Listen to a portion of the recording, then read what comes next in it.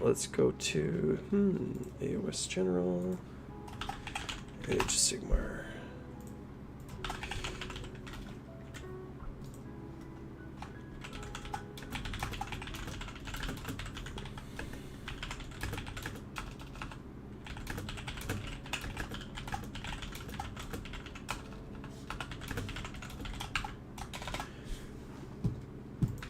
Awesome.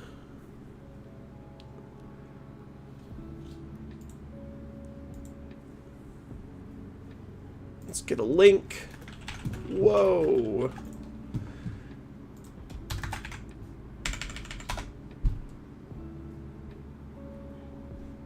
Now if you click on this.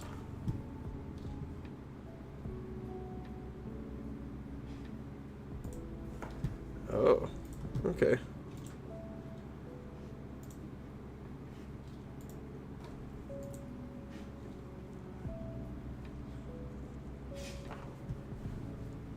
Man, it's been, oh my god. It's been a minute. It's been a minute.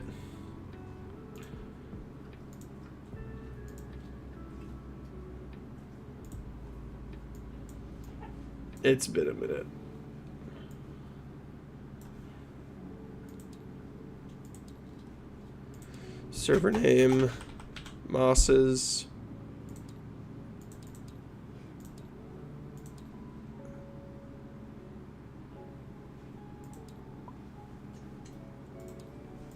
I love how quickly they updated this. Makes me feel good, man. Oops. That's the wrong thing.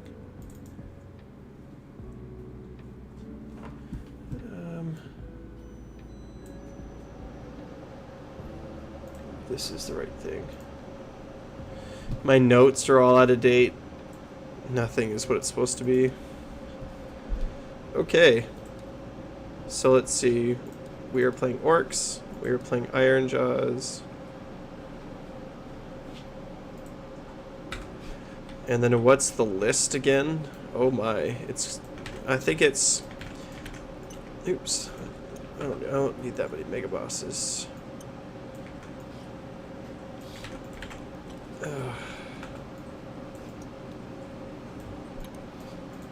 Pretty sure it's 3 units of pigs.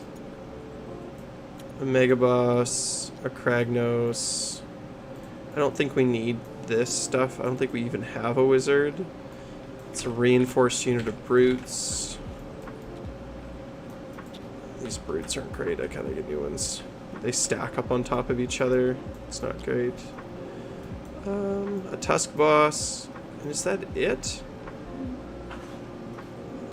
Let's check the tapes. You might hear my puppies wrestling in the background. They were just outside and had their dinner and were running around. But they're crazy. Iron Jaws Pig Slam list. Okay, so it's Kragnos with Gorgruntas, Gorgruntas, Gorgruntas. And Tusk Boss. This is one regiment. And the other one is the Mega Boss and the Brutes. And that's the whole thing. And then what do we have? We have, for enhancements, we have Trophy Rack and an Eye for the Fight. So just to give you an idea, this is what my notes look like. So we have no passives. Remove well-placed power spells. We have no spells. We have the Boss Rock Tower, Mighty Destroyers, and then we're also going to add in Brute Fist, Mighty Destroyers twice, once per round. Boss Rock Tower, we have no shooting. Ard Boys, we have no Ard Boys. We have this, okay, and then here's what, I have like a master one that has like everything in the whole army, in like what phase it happens.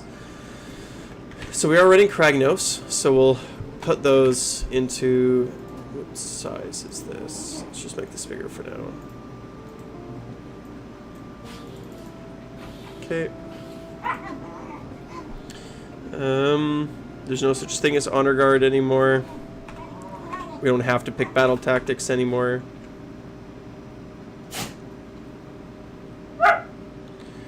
We have no hacking crew.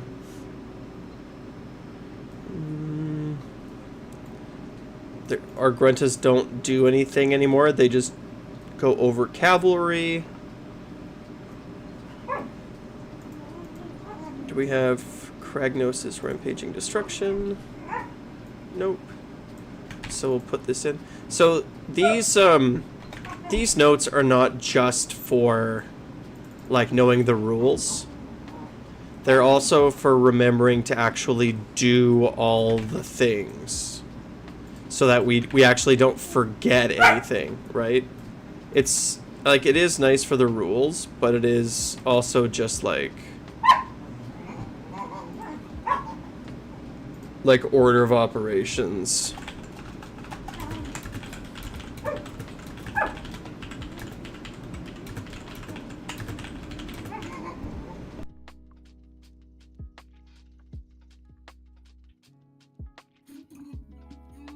Hey, how's it going? You made it. How you doing, man? I'm good. Nice to talk to you. I Taking haven't... a little bit of time away from Warhammer for a little bit, but kind of following all the stuff that's going on. It's good to take time away from stuff. Yeah.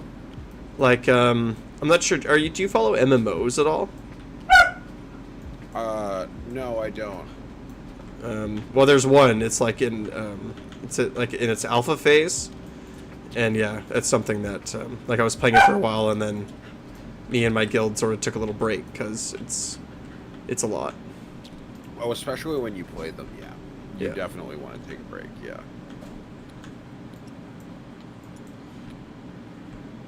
But I am excited. I'm gonna play so much this summer. It looks like a pretty good addition so far. They killed the shooting armies, but, you know, it is what it is, I guess. Well, it's yet to be seen. I mean, that's what it looks like on the surface, but like, I don't know. It's hard to say sometimes. Like, I've been wrong about like meta predictions in the past. Yeah, me too.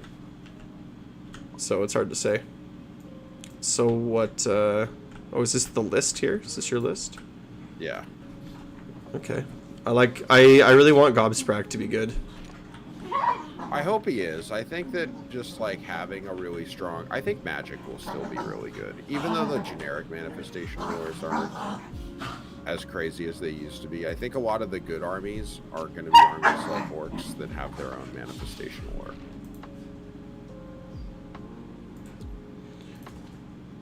So why not play the first battle map? Which one is that? Yeah, let's do it.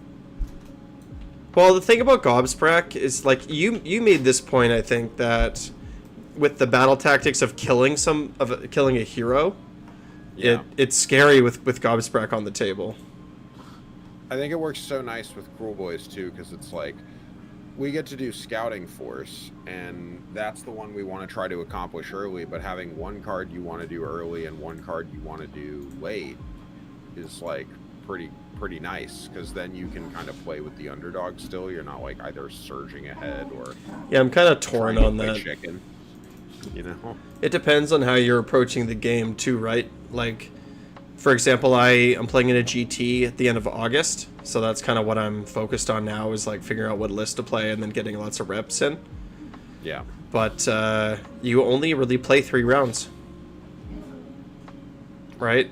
Yeah. So it's because, like, I agree with you. In a 5-round game, it's like you can score some early, score some late, but in a competitive... It can be more matchup skewed in just 3 games. Yeah, but it's like it's like 3 rounds, right? It's like I want to score... If I can score all of my tactics in 3 rounds, my opponent can't argue. It's like, well, I scored them all. I don't need to talk through anything. Yeah, true. The only thing you'd be talking through is scoring primary at that point. Yeah. Right? And the only way you lose that is if you got mega table, then somehow still scored all your cards. My puppies And are I gonna don't see fight a in the lot of that background. happening this edition. I feel like the way that this edition is going to be is everybody is going to build around Scouting Force unless it gets eroded, and then it's going to be like, what card do you pick to go second with But Scouting why do you think Scouting Force though? Because it's so easy. But you have to be out of combat for all your scouts, and that's the part Yeah. that I think is gonna mess people up.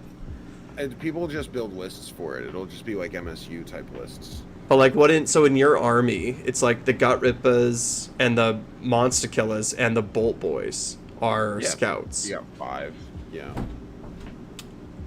And then, so you do the first one, and on like a lot of battle plans, it's going to be pretty automatic for you to get the first one for scouting. And then the second one is just like hold 3 or more objectives or terrain features in any combination that are in your territory. And then that one can vary depending on battle plan for the size of enemy territory, but then like the last one is really easy.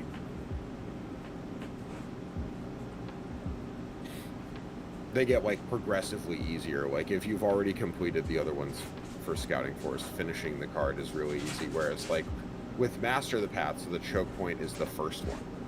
Like Seize the Paths and Envelop and Strangle are like easier for Master the Paths, but getting your opponent has a lot more control over whether or not you have killed one of their heroes, so they can try to hold you off from accomplishing the very first one so that they can deny the card. Whereas with Scouting Force, it's like a lot harder to deny. These are neutral things that just like you can do if you build your list to do it. Yeah, like for example, in Gits, it's like there's so many scouts you can run in a list. They have so many cheap scouts, and they're so, like 12-inch move Snarlfang cavalry for 100 points. It's like you could have 300 points just for scouts, and all they're going to do is score your tactics and not even fight. Or, I bet the same is true for like Nighthaunt or Fleshy Reports. Nighthaunt too, yeah. Like they're just they have no problem ever accomplishing the entire Scouting Force card. So this will be like a Reap and Sow kind of card as well. Like it'll benefit some armies a lot more than others. And that I think will determine which armies are the best. Because I think that this card being so easy to accomplish, if you can pick a second card that you can also very consistently accomplish, that'll be what makes you a high scoring army. Yeah, I think I for my list, I'm taking Restless Energy and Wrathful Cycle. Ooh, those are cool ones. I thought about. I think it was Wrathful Cycle that I thought about. That's like a killing one, isn't it? Well, do you see my list on the other side of the table? I actually haven't looked at it yet now. Okay, we got a lot of pigs, and then we got a big pig, and we got Kragnos, and we got brutes. Yeah. Okay. No, that makes sense. That's 1 unit of, that's 3 units of 3 pigs, or 1 yes, unit sir. of 6 and, okay, yeah, 3 of 3, okay. So yeah, Wrathful Cycle's like the first one, you just like have to do it if you want to win the game at any point. And then, yeah, you have to have at least half of the friendly units on the battlefield. Yeah, which is not hard so, because everything's getting stuck in. Yeah, because you got 3, 5, 7, so you need rounding up, so you need 4 to fight, but that's not that hard for your army, especially with Kragnos. Yeah, because it's a Kragnos list. And then, yeah, the last one of this is 4 quarters, control more objectives, and no enemy units contest your objectives. And then you said the other one you took was Restless Energy. Yeah. Take an objective. So the second one... Control all of the enemy ones. Yes, but here's the thing. Kragnos is 15 control. Yeah. And the Tusk boss has an artifact on him that makes him 15 control. Yeah. So you just gotta find a way to get them on there. Yeah.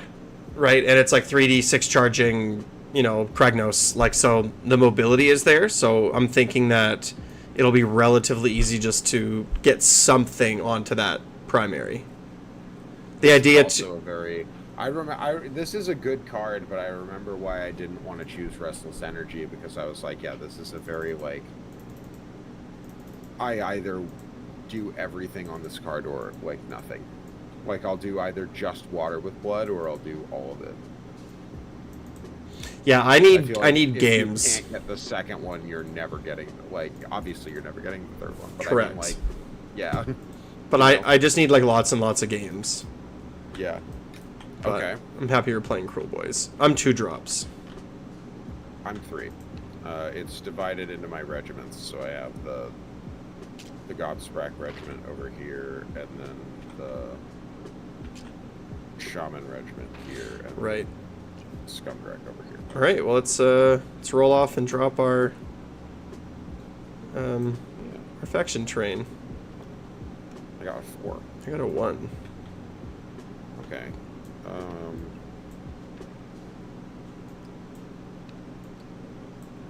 I guess you'll get me to drop mine first.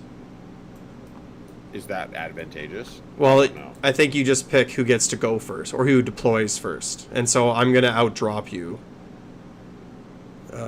Sure, yeah. I would so then it's like you drop yours, or I'll drop mine, right? And then I want to see a drop from you. Yeah.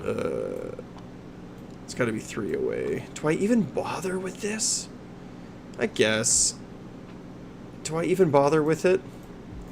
I'm not sure if I do. Here's the thing, like... You probably care more about me being able to teleport it than you do about you using it. In this matchup, yes, because I don't think it really serves me any good. Yeah. Like, I'm never going to put a guy in it. And it's like... I'll definitely sneak to it. Yeah, yeah. And I think also, too, like, there's like, other people... Like, and just in general, like, other people have cards... I'm just gonna decline to place it on the battlefield. We'll see what that. Sure. Yeah, you don't have to. Yeah. But I also like there's tactics that people can score off your terrain. So there are scenarios as well that are like get you victory points based on the number of terrains you control. So I think just as a default in my list, I think that I just don't bother. I'm just gonna play on your side of the map, and I don't care. The Mega Boss is the only hero you'd put in it, and why would you want to? Correct. I don't want to. Why would you want to sequester him inside of a garrison when he should be fighting? What do you feel about tower placement here? I think that tower placement in Cruel Boys is good. I think it depends on what you're going to stick in front of it. I think the only thing you have to worry about is, like... what's going is it going to block lanes? I think you want to place it as aggressively generally as you possibly can, but I think in this case it's got to be in this map it's going to be weird. I think it's got to be 3 away from objectives, right? It's got to be 3 away from objectives and terrain, unless I'm mistaken. Let's double check. I'm okay with taking this slow too and like double checking everything, and because it's been a minute, and I'd rather like not make errors. I don't actually remember what the rules are for deploying faction train for Cruel Boys, because I've never played with the tower before. Oh, do you know what else is sick, dude? I got because of my TTS leaks, I got like TO support. Oh yeah? So I have all of the content in the apps unlocked for both AoS and 40K. That's nice. Yeah, it's sick. It's like the app actually does stuff now. Now it's actually useful. Yeah, now it's actually useful. And you can also deploy like up here as well.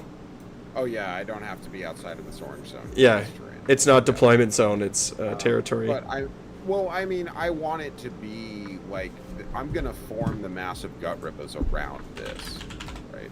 Yeah. We're gonna, like, one of the powerful things you can do in this edition for Cruel Boys is like make your Scaregob tower obscuring and put a guy in it, and then have it be a giant area of uninteractable stuff.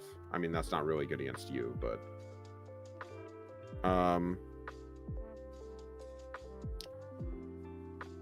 yeah, I do kind of want it to form like the center, though.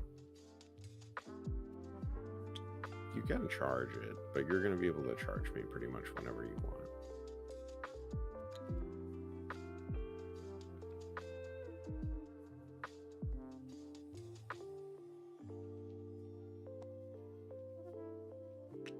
Yeah, I'm going to put it like here.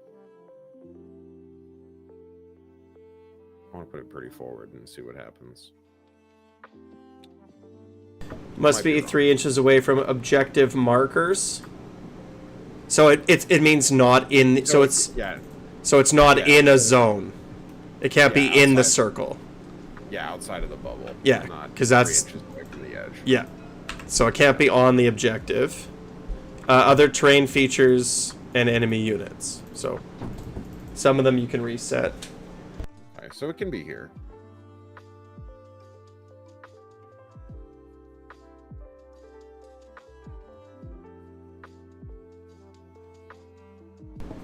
Yeah, I'll try it there.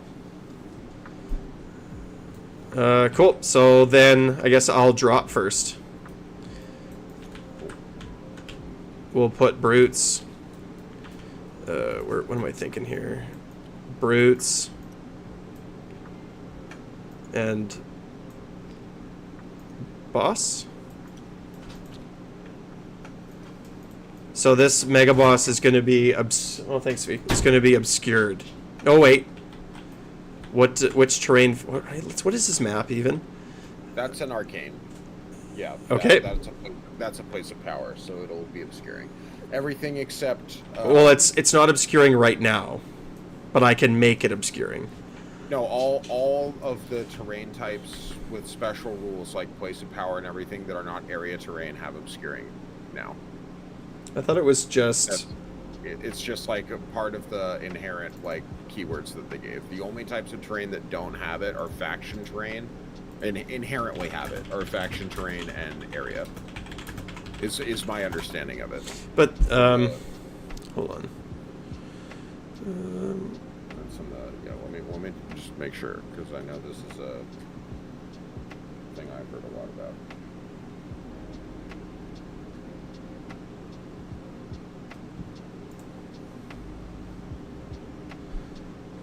Yeah, let's be sure. Battle scroll summon. No, that's not gonna be it. It'll be in like 4. I think. Oh, I should really use my app.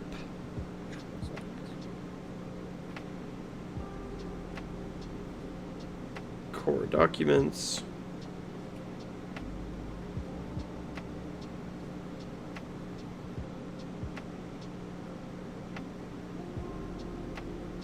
Tell you, I've had a long That is okay.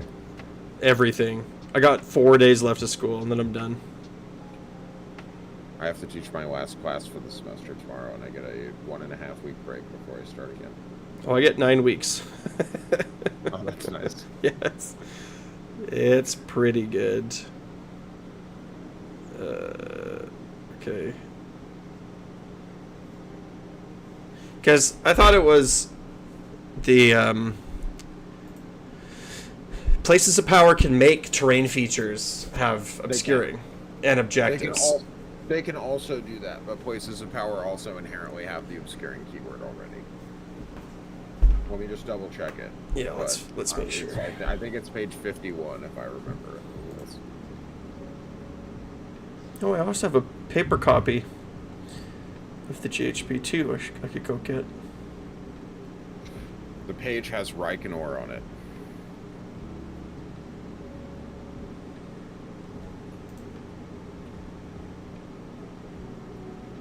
The new terrain rules.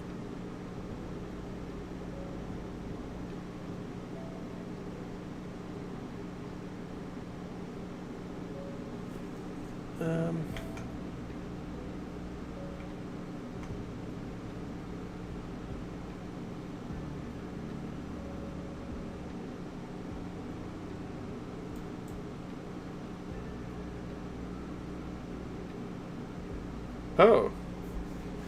No, I think you're right. It's like obscuring terrain has cover, obscuring, and unstable. Area terrain has cover and obscuring, and places of power have cover, place of power, unstable, and obscuring. Yeah, obscuring is a keyword, but it's also a terrain type. Yeah, so it just doesn't have... It's not on obstacles. Yeah. But the other three all have obscuring. Yep. Right, okay. Good to know. So the ones on the battlefield that don't have obscuring are these two big central pieces with the fort looking things. Right. But everything else has obscuring. Okay, that's good. That's good to know. Did not know that. Except the Scaregob is obscuring. Yeah. Right, and then because your own faction trait. Okay, good. So then it's your drop. So this Mega Boss presently is obscured. Nope. Yeah. Yes, it does. He's presently obscured. Yeah, he's within 3.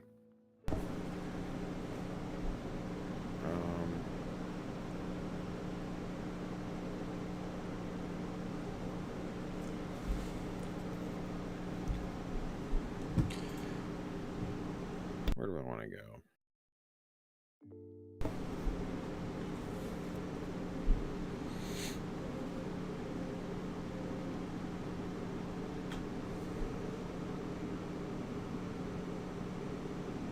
I don't think I want that scum direct yet. It's amazing how important deploying is in this game. I can deploy in the tower if it's in my territory, right? Or I guess No. it's in that circle, so. You can't. Well, you can't deploy in the tower anyway. Oh, okay.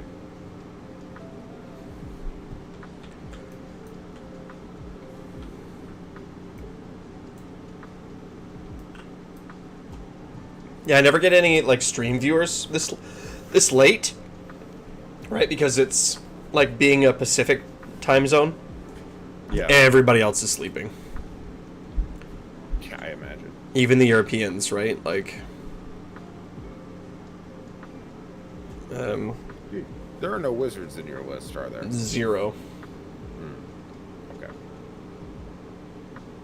Yep, I'm gonna drop that swamp call shell. Go ahead.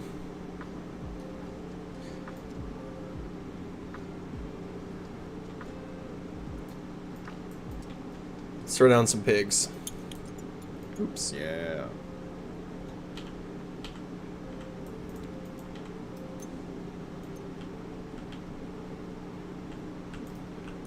I'll just put them down like right here. 1, 2, 3. Cool.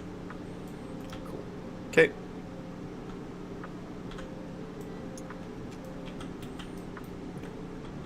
This unit of monster killers, like,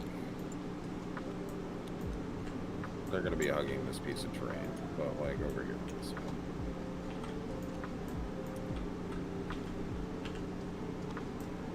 Okay. More pigs on this side.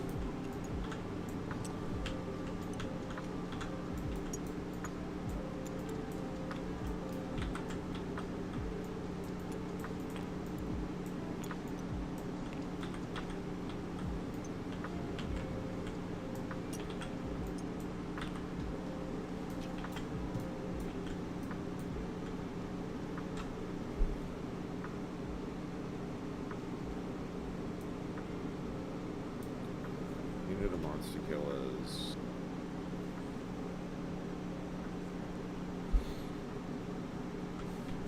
Down here. And I assume it's a soggy Scumdrek. It is a soggy Scumdrek. Yeah, it's the new Scumdrek Yeah. with his cool counting ability. Everyone loves counting. And I have soggy Gorgruntus. What do they do? They can fly over infantry. Okay. When they charge or just anytime? Anytime. Power through, Okay. pile in, everything. They basically have flying, or yeah, if it's against infantry. Cool. Oh yeah, and I also have a monstrous trait. It's like once per battle, my hero phase, normal move in my hero phase on my Tusk boss. Okay.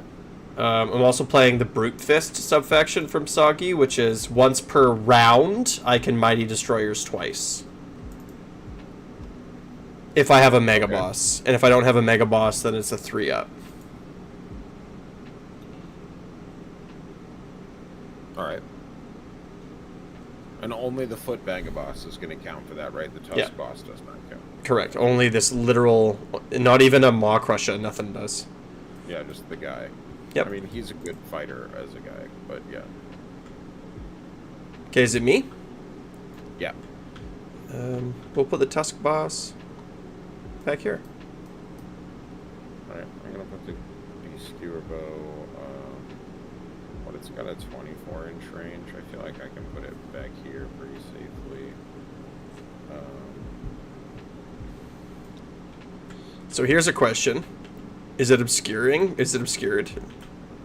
It has to be within 1 inch, so... Right. Because my Mega Boss is not then. Because I forgot it's 1. My intention was that he is. You can deploy him with Yeah, I'm just going to move him forward. Because I just wanted him to be. And it's all models within 1 inch. Okay. In a unit. Yeah, it's 1 inch. Yeah, but it's also just within. This is like 33 from you. Because if he's obscured, then his distance is halved. Correct. Yeah. I mean, he could just move out. But... Sure.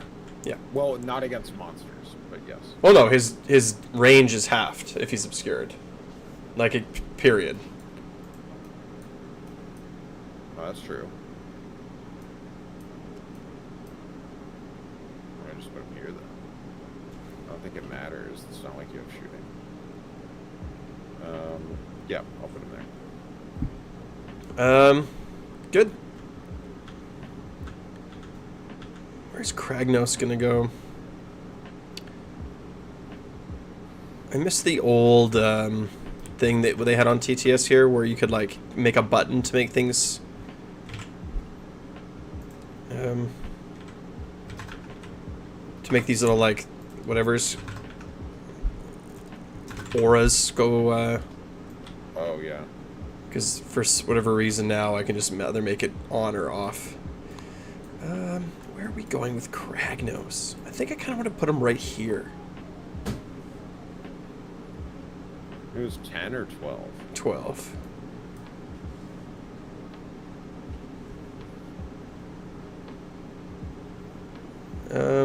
Okay, good. I'm going to stick him right there. I'm just going to change his little aura. Yeah.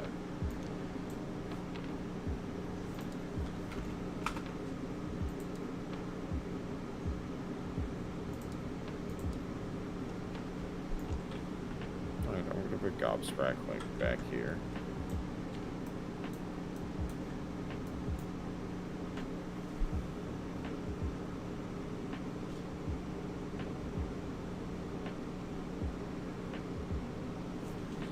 And then my last drop's pigs. Yep. 3 little pigs right at the front.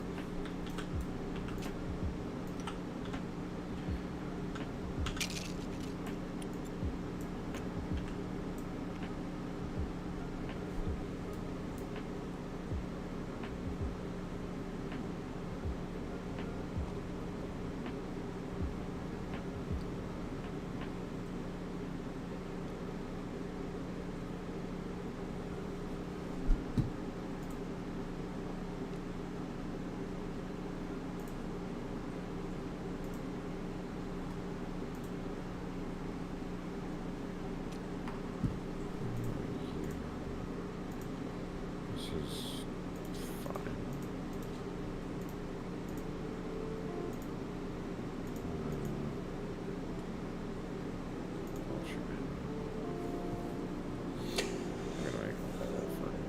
I'm also undecided if I want to play Iron Jaws or Cruel Boys for this GT in August.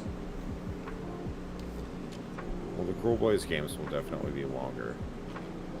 Yeah, that's one of the things why I'm leaning towards Iron Jaws, is because I know that I can just put like a handful of models on the table, charge them all forward. Like, it's just easy on the brain. Yeah. I've played Cruel Boys for the last 2 GTs that I've played in, and like I much prefer the army, like, because right now both of these orc armies are control armies. Yeah. So it's like I enjoy that part of it. And they're both really fun for that reason. Like 3rd edition Iron Jaws were not a control army, they were an Alpha Strike army. Absolutely they were, yeah. So I'm enjoying both of them.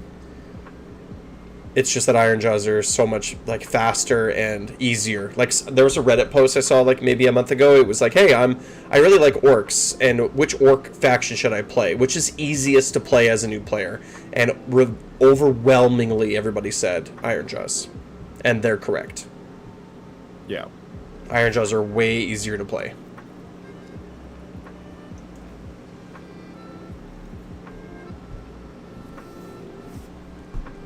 It's like you get some pigs, everyone has a good time.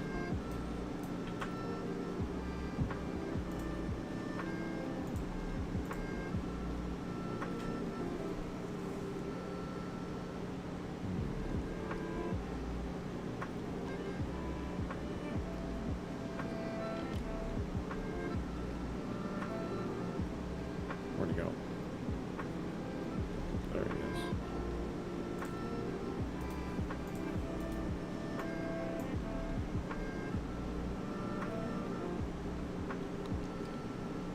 Yeah, perfect.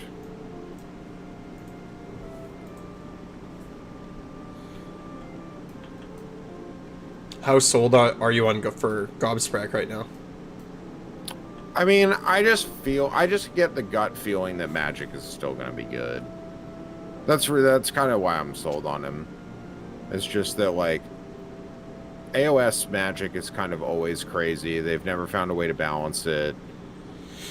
And I feel like this army definitely wants something for that. I think what you're trading in your list is a Marsh Crawler and a I just had it in my head, a Gnash Tooth. Yeah, I just kind of wonder if it's definitely what I'm trading out. I just wonder if I'm going to miss them. I'm not really sold on Scourge Gyran Gnash Tooth because I think people will stop taking the Intercept battle tactic card pretty soon because there's so many good armies that can just put 2 artifacts on a runaway guy and deny you 10 points for the entire game. I don't understand how the Honest War Gamer in a recent video ranked it as a top tier tactic to take. It's like, yeah, I'm just going to put that on a Gnash Tooth or on, like, what's that Flesh Eater Quartz guy that you can, like, literally never fight? Even just your list. It's like Beastgear, Killbow, Swamp Call, Shaman, Bullpoise. It's like, I'm just going to keep them away I'm going to keep them away for the whole game. And if you get close to the Shaman, yeah, and then you'll teleport them away if they get in trouble. Yeah, or I'll keep them in obscuring terrain for the entire game. Right? Yeah. It's a tiny little foot hero, who cares? Yeah, or like the Merc Knob. Yeah, in my list, I'd be picking, like, the Beast Skewer and, like, the Swamp Call Shaman and, like, the Bullpoise, probably, every game. And then I'd just sequester them, and, like, the Swamp Call Shaman would stay in the tower obscured for the entire game. And the Merc Knob would hide out somewhere in the back and never get into combat, and then I'd just keep the Bullpoise away. And they might kill 1 or 2, but they'll never kill 3. You can go first. Actually, cool. I don't know. Maybe I want to go first in this setup. I've heard that going first is stronger in this edition. Yeah, but why? Because it lets you get ahead in battle tactics. And Scouting Force especially is a card that is very, like... Yeah, but I don't have Scouting Force. Oh, but you're not using it, so it doesn't matter to you. Yeah. But it's also so we're not like... racing over that. It's still just the double turn. Like, the double turn is so strong. You care more about the double. So, I mean, yeah, you could have me go first. I don't know, what would your first turn look like if you went first? Would you alpha me, or would you just position? No, I think the only time, like, again, I think the only time you actually want to go first, just generally, is if you're going to alpha strike somebody. If you get the choice. 100%. Yeah. Think about this, Leonard. If I go first, and you go second, you can re-roll to double me. For sure. I think Cruel Boys is cool with going first, though. Because we're a very, like, we'd rather you charge us than we charge you anyway. I feel like until later in the game. Like, I want to make you strike last and make you pick a battle that isn't actually good for you. You know, that's like how the army works. I think the best situation is if your opponent makes you go first and you have more drops. Yeah. That's what I'm not going to give that to you. You can go first. But it is. It's like, well, then I have a 75% chance of re-rolling and winning a double when I want to. Like, those are bad odds. It's like, then the whole game, you're just like, when do I want to double him?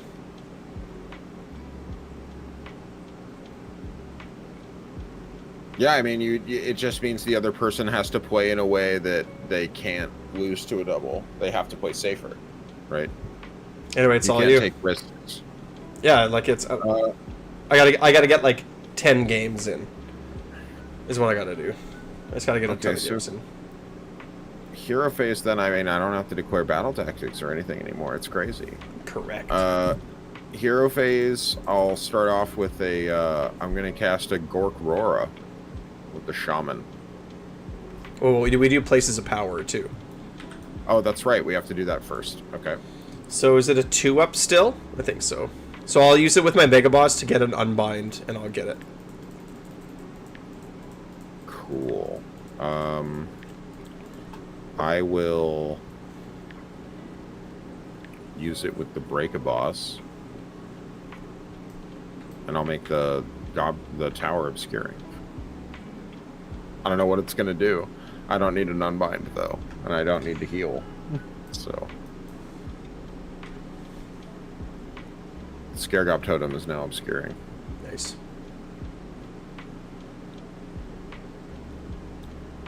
Alright. Shaman, first cast the Gork Rora. Alright. Well, I re-rolled it because we didn't do it in sequence, and I got a 3 this time. Okay. So I'm Shaman out of... has lost his Pograt. poor little guy. Welcome back to AoS, by the way. Well, I got an 8 the first time. I would have cast it on a 9, but alright.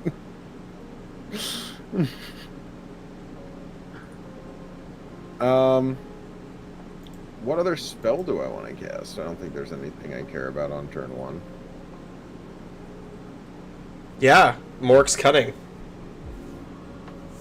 Yeah, +1 save, sure. Well, that's a really strong spell this edition. Yeah. Put it on the Yellow Galripus. Miscast. Take 2 mortals.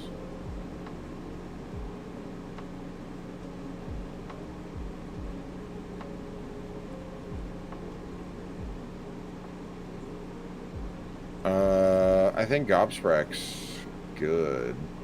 Well, he does have... Are you in 24 inches of this man? Oh, you are. Oh, it's 18 for the Strangle Hex. Never mind.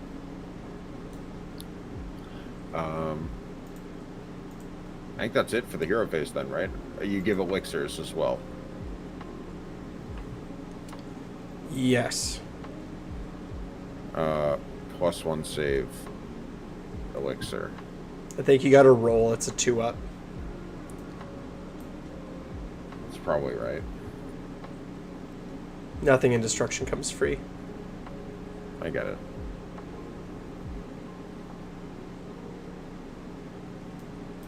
Does right. Do you get to ward off the mortal wounds from a miscast if you have a ward? I think so, maybe. I can roll for it. I didn't get it. But I'm not sure. I don't think so. Well, actually, maybe you can. I don't think it says that they can't be negated. I think it just says you suffer damage. There's very few things in the game anymore that say can't be negated.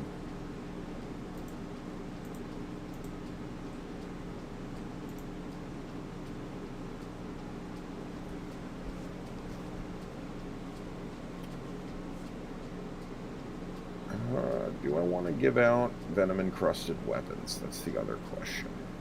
I think I do.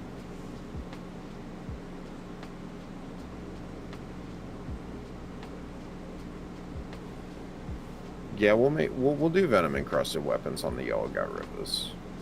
And we'll fail time to get a betting chip. At least there's that. That's like the best outcome, honestly. Like, I get a betting chip this early? That's crazy. Well, it's not like, but no, hold an on. unmodified dirty trick roll of 1 fails. Like, you can roll a 1 on a dirty trick. Well, yeah, and add betting chips to it.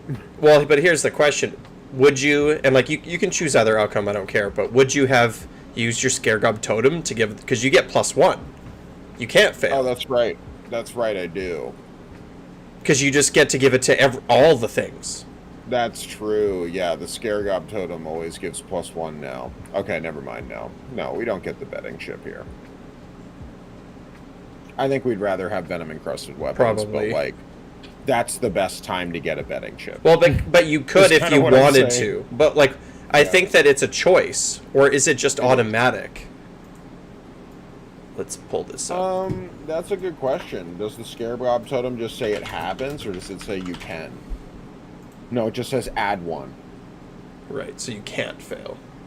Yeah, it's just a passive that you do. Okay, so then we have venom encrusted weapons. That's man, they got rid of 5-hit special. There's only 6-hit special now. That's crazy. All right. Well, you know what? We know what this means.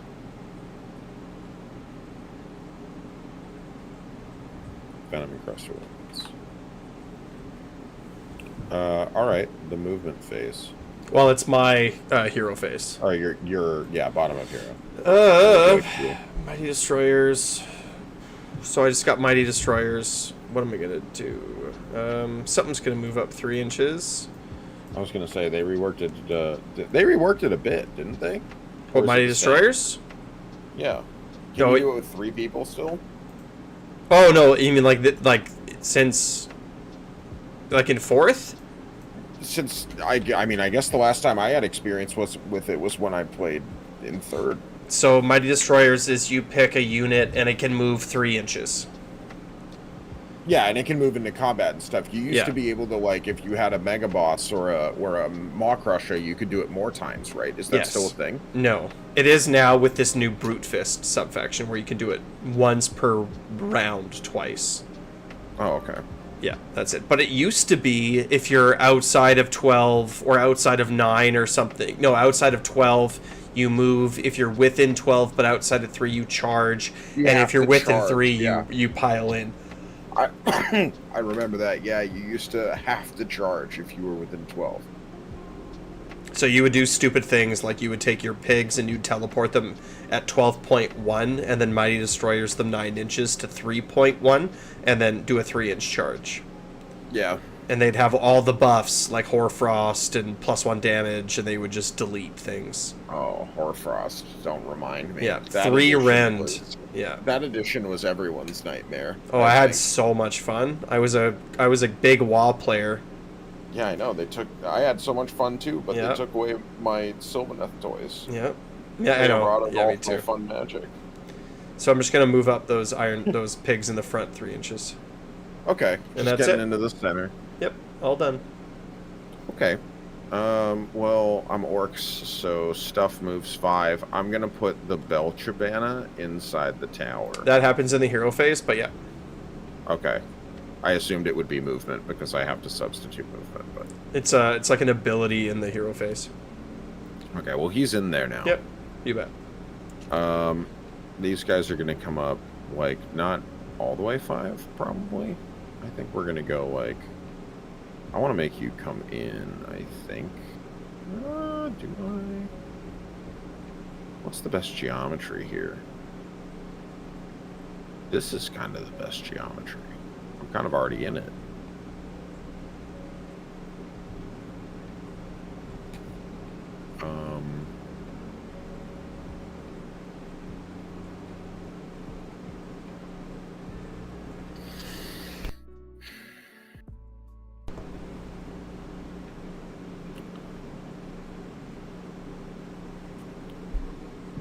Okay, and then the other quest. Oh, I don't have to decide if I want to teleport before I do standard moves, right?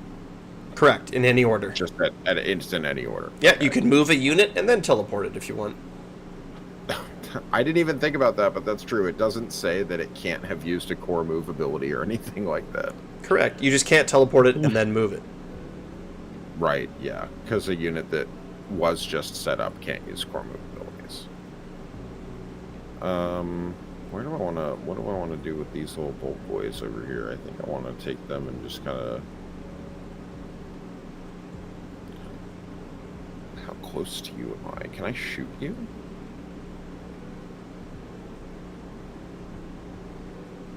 Theoretically. Move 5.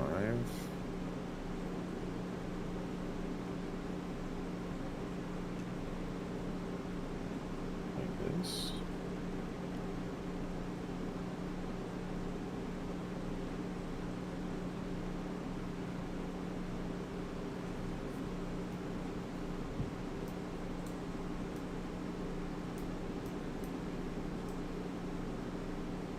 Oh, they're not going to be able to shoot anyway.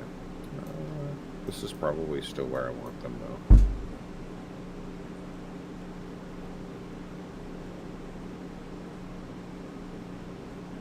Spec is 12.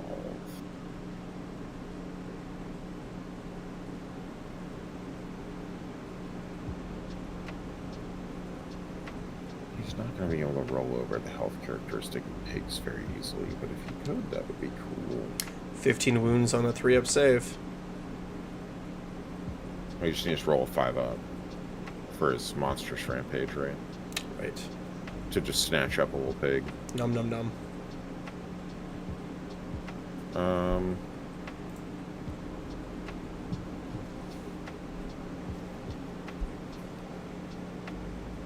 Pigs move 10 or 8? 9. 10? 9. It's such a small and specific number. Okay. Battle round 1, we can only score green objectives, of course. Oh yeah, I should probably read this plan. Yeah, of course that's the case. Well, all the plans are cool. Like, I like them. They are. I like them. The master, the Fey paths or whatever. That one is a little wacky but funny, and I like it. I will play it.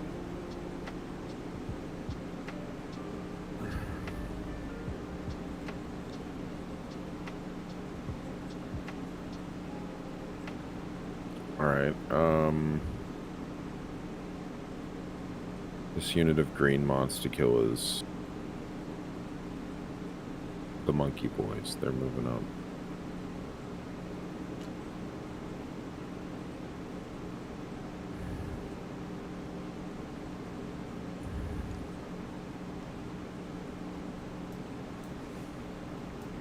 I think I'll run them as well. There's no point in not.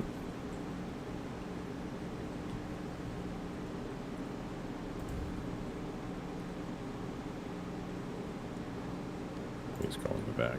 Alright. 2. We're gonna go like, we're gonna slide like sideways too.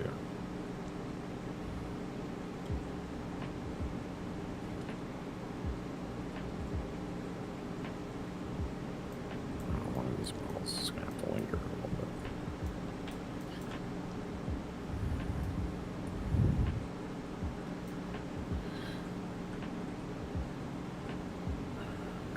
Keep the center exactly where it is.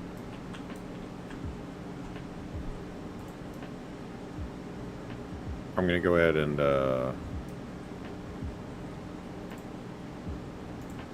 I'm gonna roll my dirty trick to teleport these blue monster killers over to this terrain right here. This one. Okay. And they make it.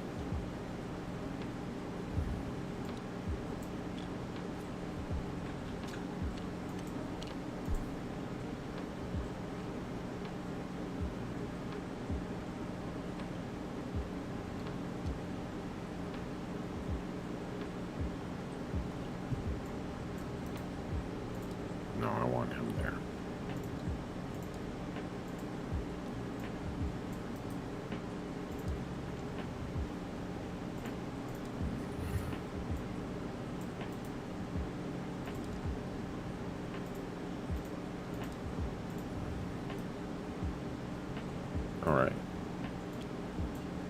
Gobsprack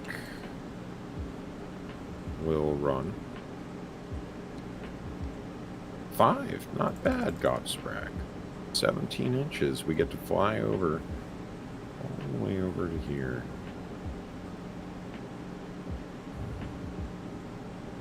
I'm gonna run the purple gut ribbons as well. Look at a 2.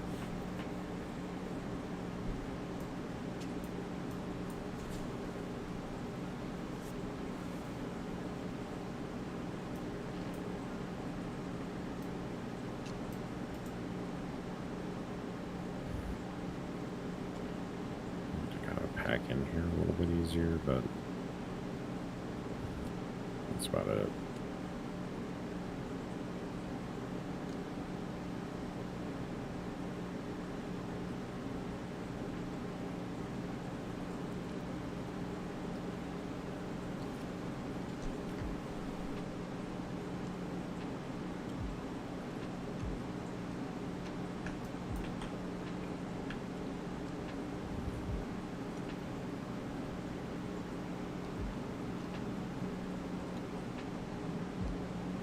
Alright.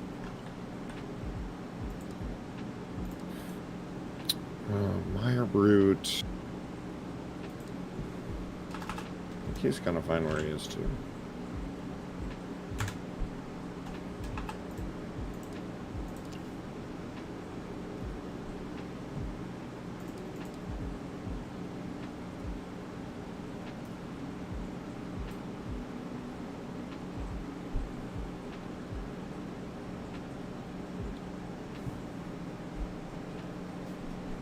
Rippers are just going to thin a little bit.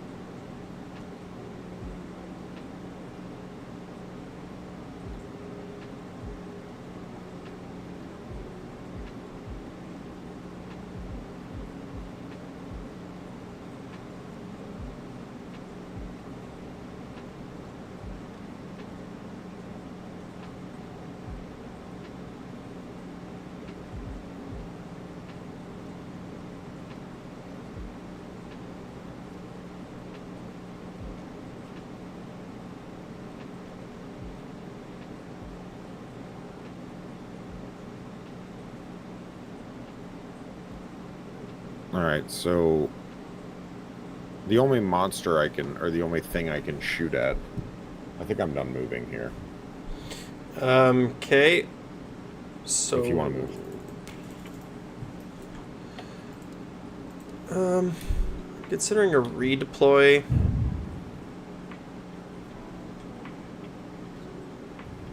I don't know.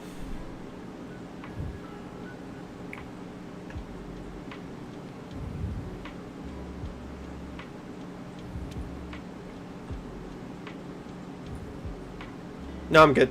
All you. Okay. I think the only shooting to... Well, no, there's 2 shootings to speak of, I think. Both at the Gruntas in the center. I'm going to try with the kill bow. They're not a monster, but... Might as well. Yeah. 2 shots. I didn't move, so I hit on 3s. They both hit. Wounding on 2s. We get a fail. That'll be -2. So 5. Fail. Alright, D6 damage. Can I skewer a pig? 3 damage.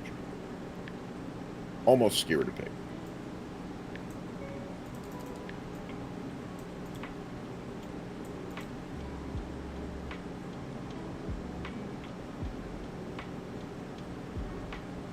Okay.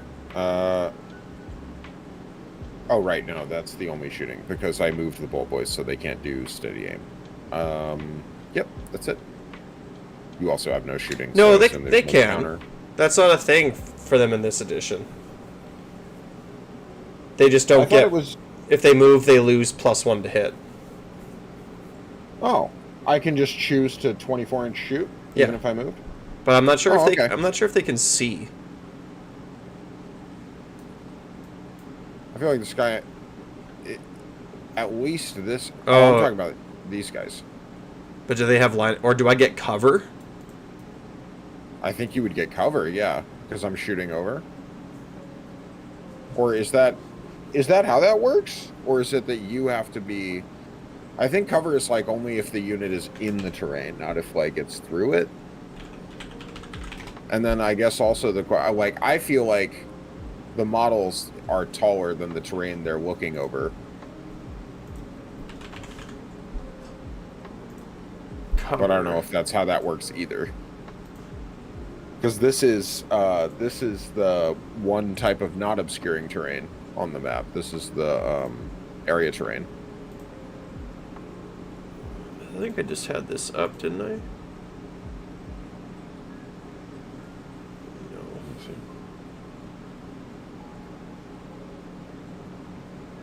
I'm gonna go get my book. I'll be right back. Yeah, I'm scrolling through mine right now.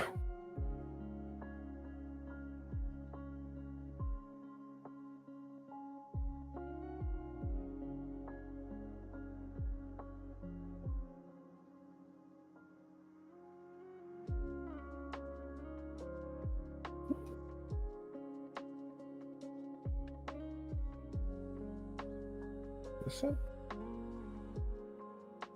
No, that's not it, right? Man, this PDF loads slow, I swear.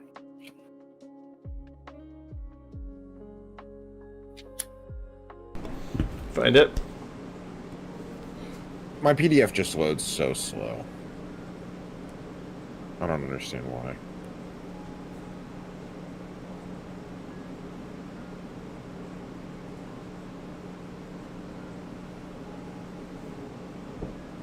I saw it. So that piece of terrain is an obstacle, right?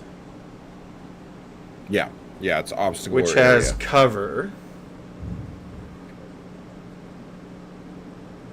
It's funny because it says what cover it does, but it doesn't. I think it's if you try to draw a straight line. We just went over this the other day. I need to get my wife to study this book again. She's so useful.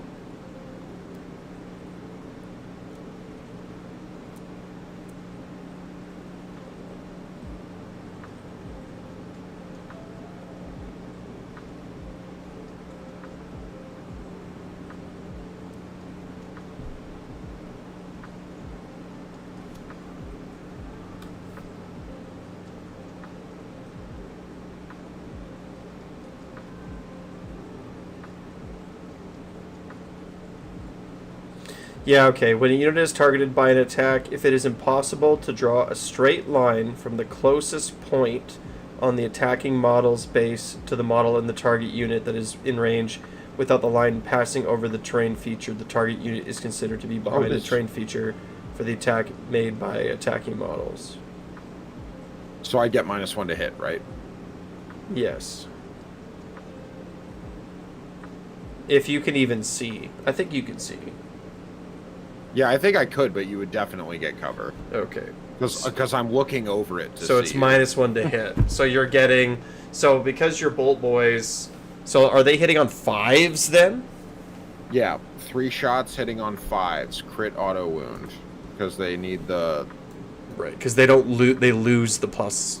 Like, they're not getting a +1. Yeah. Right. So they can get -1. And they're not close enough for the 2 shots. Okay. Oh, wait, no. It's hitting on 4s, because it can't be modified negatively by more than 1. But that's what I'm 3s. saying. Yeah. Well, I think it's base 4s, isn't it? Well, it's base... No, their profile is 3s, and then I would get -1 to hit because I'm shooting over cover. Okay. Yeah, so 4s. Crit auto wound. Okay, we get a miss, an auto wound, and a hit. Okay. And wound. So 2 at -1. So this is 4 save me. I'll save 1, fail 1. 2 damage, 1 pig. Okay. Yeah, I mean, Bolt Boys don't do nothing so far this edition. Bolt Boys are so so far they take a pig. So far they've killed 1 pig. Yep, that's it for shooting. I'm not going to charge anything. So that's going to be my turn. I'm going to score... let me read the battle plan again. How much for green? 5. Score 5 for each snarl root. Yeah, okay, so I only control 1, so that's going to be 5 for that. And then I also accomplished the first part of the scouting force. I did my raiding party. Which is what again? Have 3 of them outside? Yeah, wholly outside. And it doesn't say anything about setups, eh? It's pretty good. Yeah, it's pretty good. Yeah. All right. Yeah, 10 points. Go ahead. Right, because the tactics are 5 each. Yeah, 5 each, and then I got 5 for 1 little one. Okay. Start with places of power. So the Mega Boss is going to try to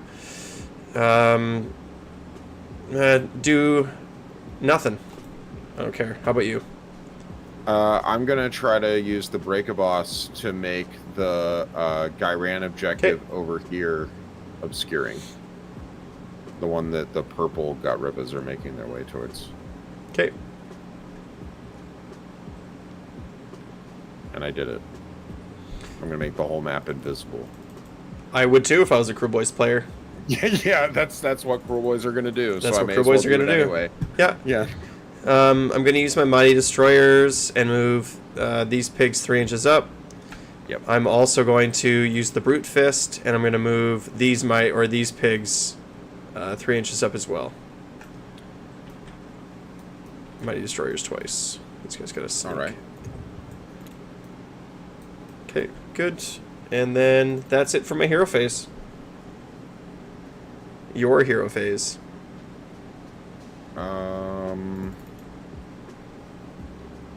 Let's see. I got 4 command points, and I do want to cast spells.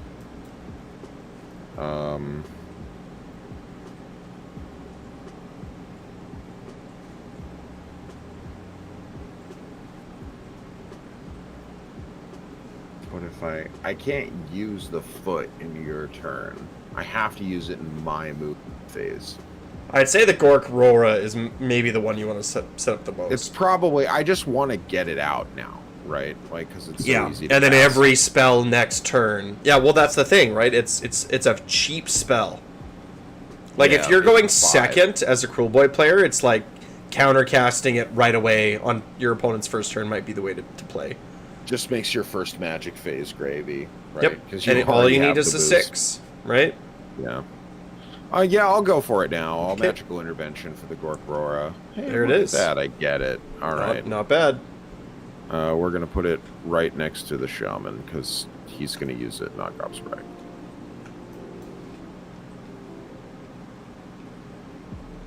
For now, at least. It doesn't attack or anything, surely. I don't need to put it in a place where it's attacks, no matter. It has attacks, that's crazy. Okay. And a movement characteristic. All right.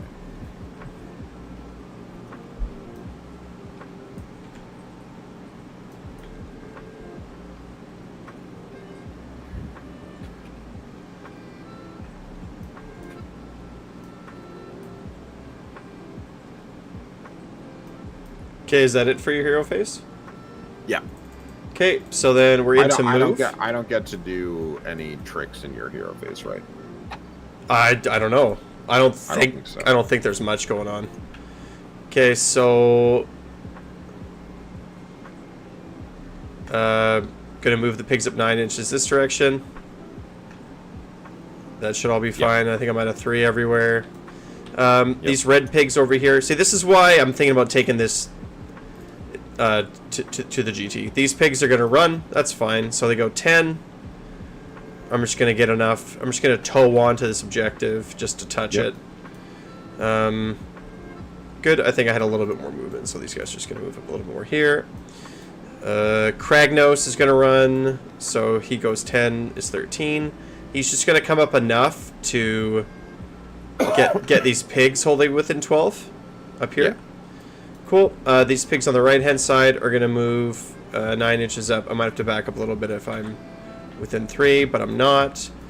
Cool. The Tusk boss is going to spend a turn and run... which direction do I want the Tusk boss to go? He's going to go 14 inches this direction. And he's going to get 2... Is there still like a bunch of dice on the side of these? Yeah, over here. Let's see. I'll just grab an orc one. It's because he's going to have his momentum. Yeah. Yeah. How do you change the die again? If you just hit the number key for whatever number you want. Oh, you just can't have it. You just can't have it picked up. Yeah. Okay, so that's 2 momentum for him. I'm pretty sure. I don't have that on my sheet here, but it must be 2 momentum. The brutes are gonna run 4, so that's 8-inch move. Yep. So big movement for those guys. Yep. And then they're running across the world today. The Mega Boss is going to do the same thing, but it doesn't matter. He's just going to slide it behind them. Done. That's my move. Cool. Redeploy will be...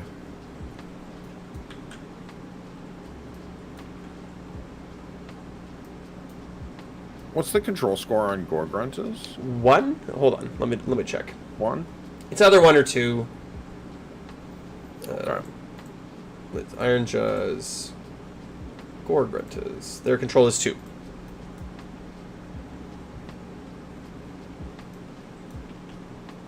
Okay. Thinking. Processing. Reading Kragnos. Reminding myself what Kragnos does. 3d6 charge aura. If he charges into a monster, he just deletes them. Within. Okay. Yep. Yeah. No. I know that part. I'm just remembering if it was wholly within or regularly within. So like these pigs are not 3d6 charging. No. Only the green pigs. Yes. Are 3d6 charging.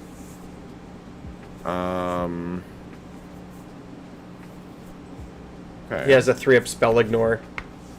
Yeah. He's pretty strong.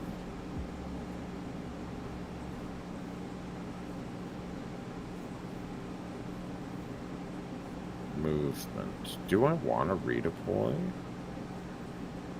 Do I care?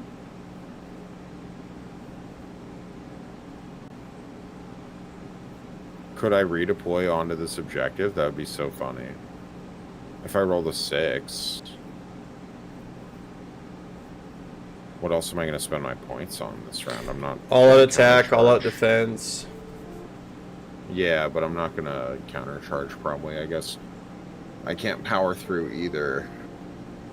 It'll probably just be all-out attack and all-out defense. So, I will be redeploying.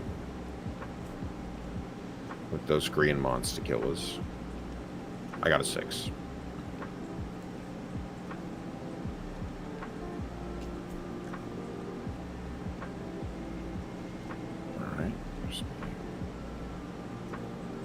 Now, how close is that to you? That's across the objective. That's what, a 6-inch charge? Did you run? You ran. I ran. Yeah.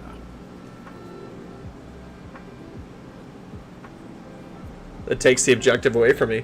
It does. Okay. All right. That's it. So I have no shooting. So charge phase. I don't call a wah. Not this turn. Okay, so I'm going to charge with the pigs over here on the right-hand side, or on my right-hand side. What's the button for that again? Tab? What's the ping? Yeah, there it is. Tab. On this side. Okay, so 2d6 charge for these guys. Yep. So 4-inch charge. That'll be enough to get me there. It's enough to get in. So this guy can go 4 inches and then be a 1/2 inch, no, a 1 inch away, so he can't do that. I think the other guy gets Yeah, in. the other guy gets in. Yeah. But the other guys aren't going to be able to be half. That's okay. Yeah, it's fine. It's fine. Look, the benefit is that now Gobsprack can't pile in on you for free. Okay, and then these guys in the middle are gonna 3d6 charge. Yeah. 10, 13 inches. Yep. Let's see, how far is 13 inches? It's almost far enough, but you can't fit your base on the other side after, I think. It's probably too far.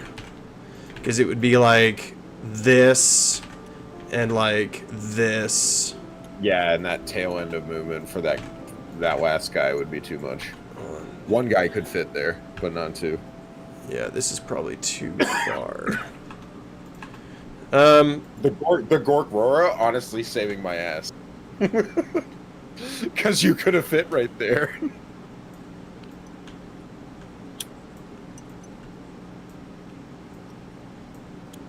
Well, that's kind of what this list is trying to do. Is like run over infantry. Yeah. And right, you know, you could do master the paths with that. Yes, that's another one I was thinking about. Why did I not want it?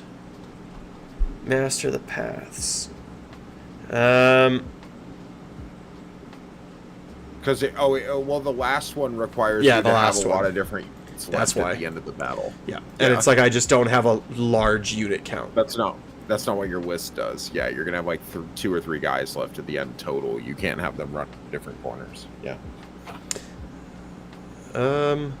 Okay, I think that's... How far is Kragnos? I don't really want to charge him in. No, he's gonna sit right there.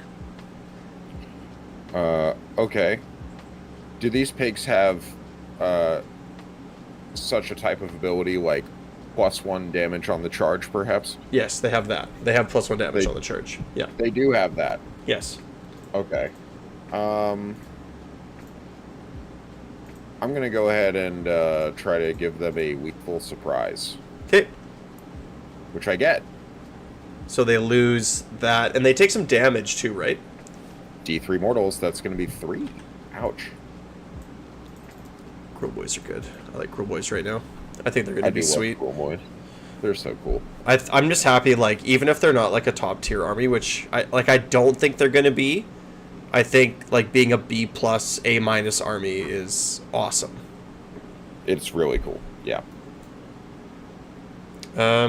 Cool. And so that's all for my charge phase. Okay. The combat phase. I would like to noisy racket. Well, hold up. It's going to be me first, but I don't think I have any abilities. No, I don't. Any non-fight abilities. Correct. Any non-fight. So then go ahead with your strike last. I do not get it, but I get a betting chip. Yeah. Okay, and then so are we ready for fights? Yeah.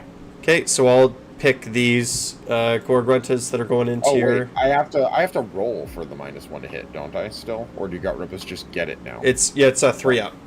I have to roll. Yeah, okay, nothing's so free in destruction. Yeah, let's see if that applies. Okay. It does not. Okay. Nothing is free in destruction. Okay, so 2 pigs. They're going to use all-out attack. I'm going to all-out defense. And so there's 2 of them, so it's 6 attacks. So they don't have charge +1 damage anymore. So it's 3s to hit with all-out attack and 3s to wound. Okay, so 2 saves at 1 rend. All right, with all-out defense and my elixir, It's very good. I will have a 4-up save. Very strong. And I make one. I make one of those. So it's just 1 damage. Sick. All right, 1 guy has a damage. And then it's going to be the same 6 attacks from the pigs. So with all out attack, it's going to be 3s.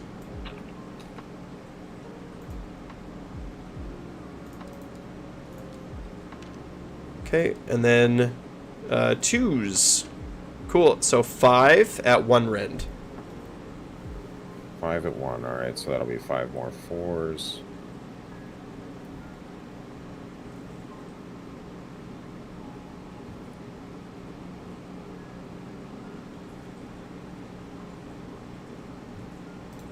Get in there.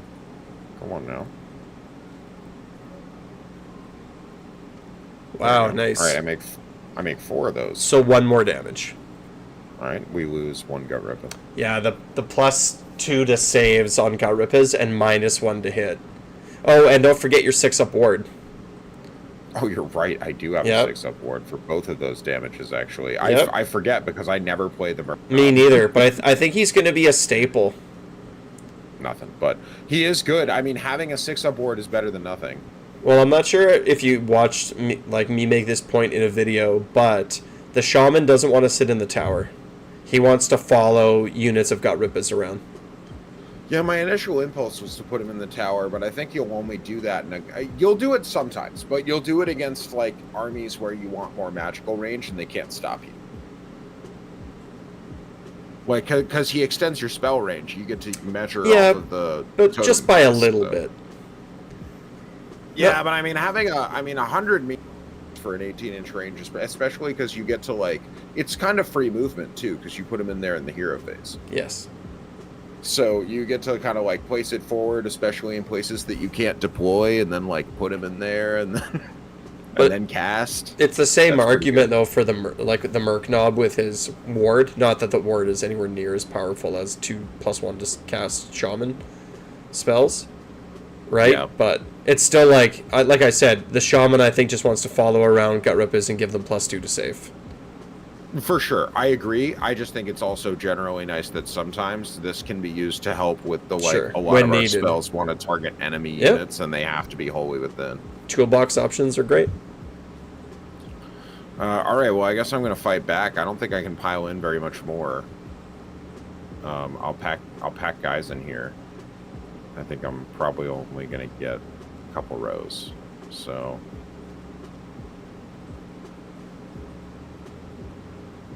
let's see. Also, did you manage to stay out of? Are you 3 inches away from the break a boss?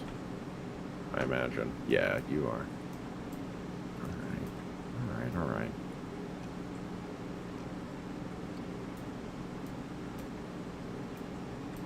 I should have fought the Merc Knob. Oh, you could have. That's true, yeah. Or just killed the tower. Make my dirty tricks less consistent for the rest of the game. That would kind of suck, honestly.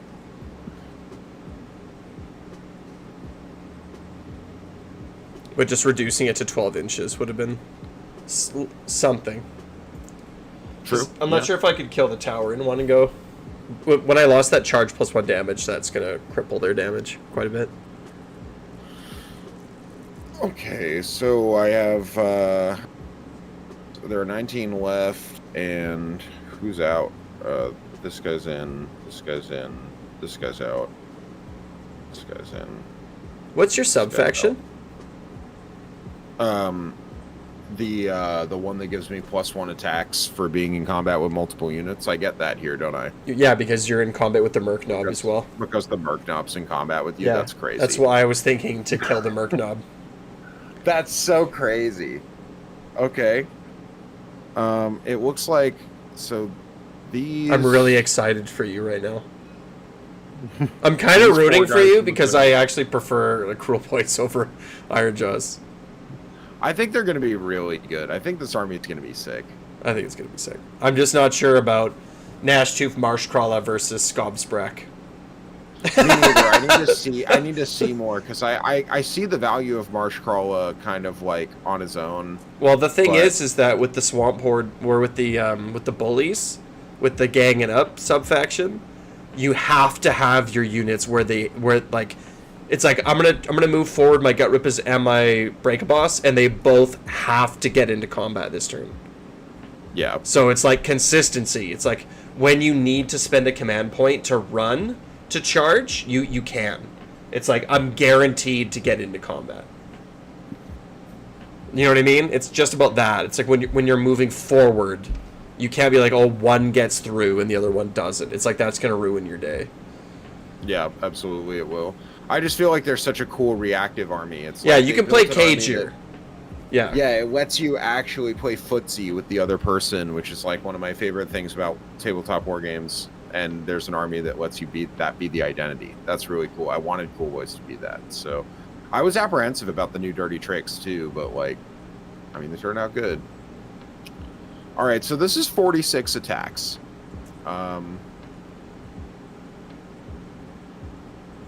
Yeah. Yeah, bring it on. Venom encrusted weapons. So we're gonna set these 14 mortal wounds aside. It's enough to wipe the unit. Yeah, that just wipes them. Yeah.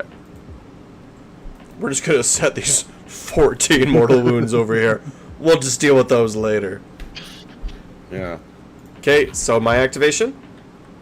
Yeah. It's gonna be these pigs over here. I'm gonna stay out of combat with Gobby if I can, which I'm sure I can. You can. A smart man would have fought over here, but I was excited. Yeah, I was excited for you. Okay, we're gonna fight into the gut rippers. So they charged. They have all their buffs. Yep. This is gonna be a better combat. So it's 9 dice. So on 4s. Yep. And then on 3s. Cool. 4 at 1. Okay. That'll be 6s. I make none of them. They're 2 each. Okay, so that'll be 4 guys. And I also forgot to roll the champion. But I fail. So that's just how that works. That's just karma. Okay, and then the pigs. 9 more dice. 4s.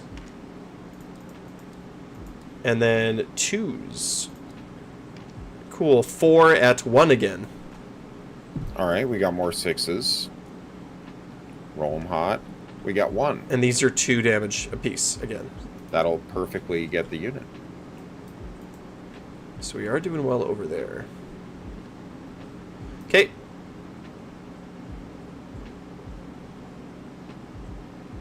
All right.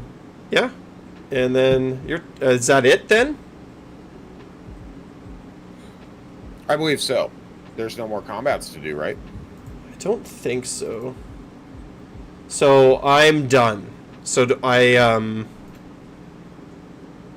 You'd also... Did you score a battle tactic? I think you yeah, did 5 I did. here, right? Or 10 then? Well, hold on. So I have restless energy. So I controlled an objective that was controlled by my opponent at the start of the turn, right? I took this one over here from you, right? Because you controlled this one. Mm-hmm. And I think that's it. Yeah. Because I don't control more than you, because you had a nice redeploy over here. So 10 and 10? 10 and 10. No underdog. Perfect. Roll off. Yeah. 6. Then I can only win by getting a 6, and I don't. Would you like to double me? Well, you can re-roll if you want to right now. I'm good. Do I want to double you? Ugh. No. No, That's why I I like do Cool Boys. not. Why? I mean, I do Because I don't too, think but people will ever want to double us. I just think that I'm going to accomplish what I want to accomplish without having to double you this turn. That's fair. I just also think that like this is probably the army that is the most a nightmare to double into unless you're like a shooting army. When you're playing a And even then, Castle it's army, like- yeah. But it's Yeah, like, just it's like, go how do you ahead. charge 20 gut rippers. It's like, come at me. I'm just going to strike last you. I'm going to strike last you and hit you with 15 mortal wounds and like, yeah, and have a bunch of buffs defensively, and yeah, it's crazy. But like, for example, if you had a Marsh Crawler right now, it would be a lot easier for you to send gut rippers For me to counter strike. for you to counter strike right now. Yeah, because right now I'm kind of stuck where I am. That's the thing I'm missing with the Marsh Crawler that I'm paying for with Gobsprak. I think in this matchup it hurts me a lot more, but if I was playing against Zinch, man, Gobsprak would feel so good. How many are you exactly 2,000? Yeah. Okay.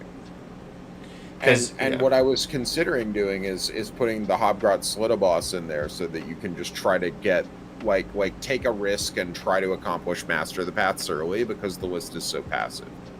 Because like you need to try to unlock that before Battle Round 3. Otherwise you're gonna get behind. The only thing that I could think that you would trade is... Oh, no, you can't do that. Never mind. I would consider the Belchabana for him, but I wouldn't want to trade the No, I was thinking Boys of... because they're... I was thinking for the Marsh Crawler. Oh, for the Marsh Crawler, I would consider... The math kind of sucks, though. Yeah, just kind of... I just don't think you can take him with Gobsprak. I think you just take Gobsprak instead. And if I wasn't taking Gobsprak, I would take Marsh Crawler, and then I would take like a Hobgrot Slitaboss and more Bolt Boys. But there are good spells. That's the thing. Gnashtooth. Well, what was I saying before? Let's see. Cruel Boys. I would take like 2 3s of Bolt Boys. That'd be kind of sick. Honestly, a 6 of Bolt Boys could be good right now. I'm starting to see more of an argument. Got to move out of the bushes eventually. Having 1 unit of 6 to just take shots is pretty good. It's more just like... Well, like, Mork's Cunning is a very good spell, and all 3 of the manifestations are good. So having 4 casts is fine. It is good. It's comfortable. I like it a lot. The whole lore is good. I think, yeah, there's an argument for a Gobsprak and a Gobsprak list. Yeah, for sure. I think it's just dependent on which armies are the best. If I was seeing like a bunch of like 3-4 cast armies that care a lot about their magic showing up to tournaments, yeah, I think it's just a playstyle option. Sure, right? You could play into a meta, but I think it's just a playstyle choice. It is, yeah. Do you want to be a slow control player who wants to try to like freeze the other person out, or do you want to like countercharge your opponent and catch them by surprise? Because I think you cast Mork's Cunning every turn. For sure, yeah. Every turn. But then the Gork Rora,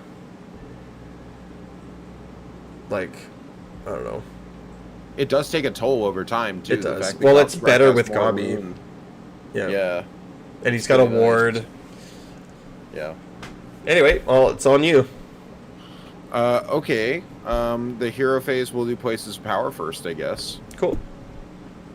Place of Power... I'm gonna...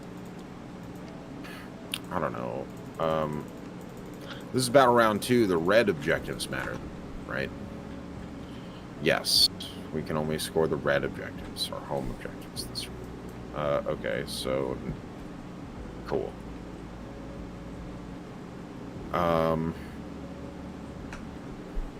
Yeah, I can't teleport onto it, right? You can't. Standing right now. I'm zoning you out. Yeah. Alright, so it'll be another slow round.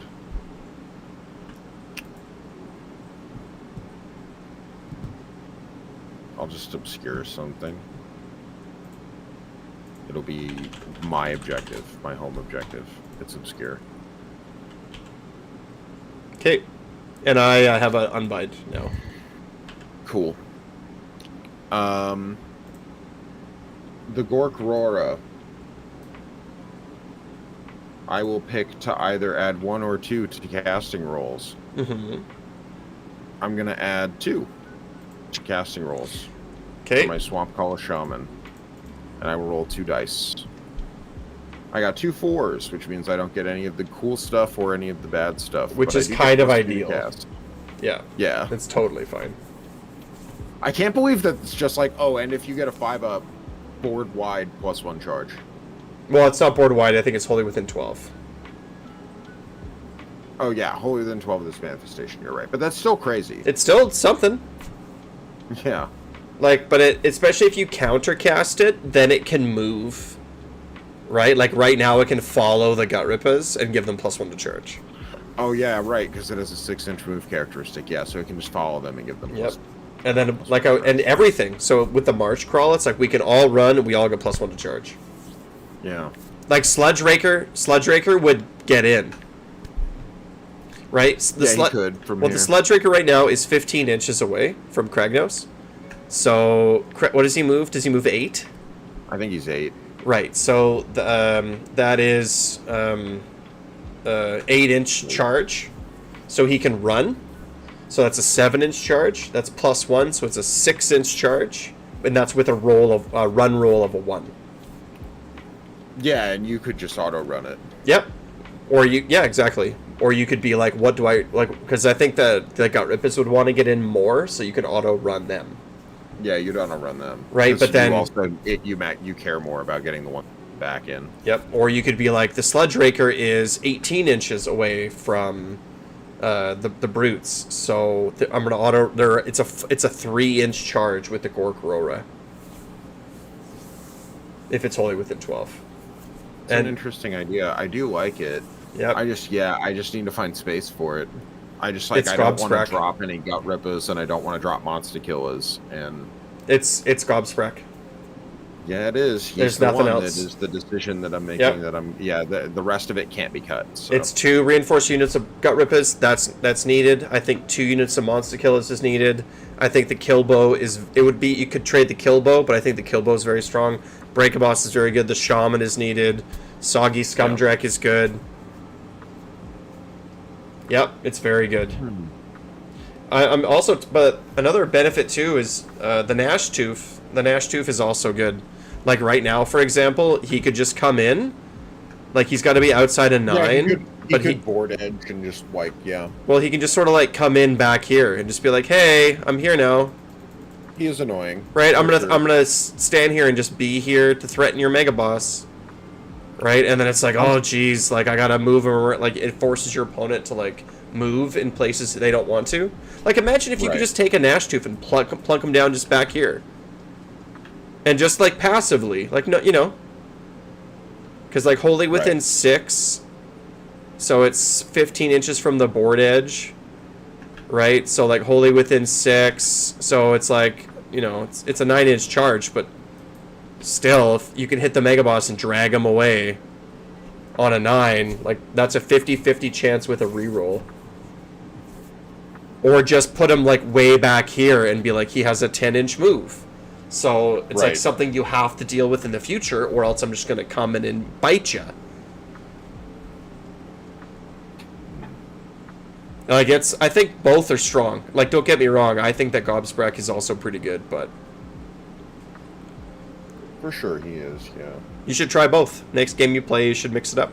Yeah, I'll try another one. Because the list that I wrote is identical. How many points is Gobby right now? 310. He went down 20, I think. He can't be that. He can't be 310. Because he was like 360 or something before. I think it was 330 before. Okay, hold on. I got it. He's 310 right now. Is he? Yeah, that's not bad. So Marsh Crawl is 140. Gnash Tooth is 160. So those together are Gobsprack. Minus 10 points. You have 10 extra points.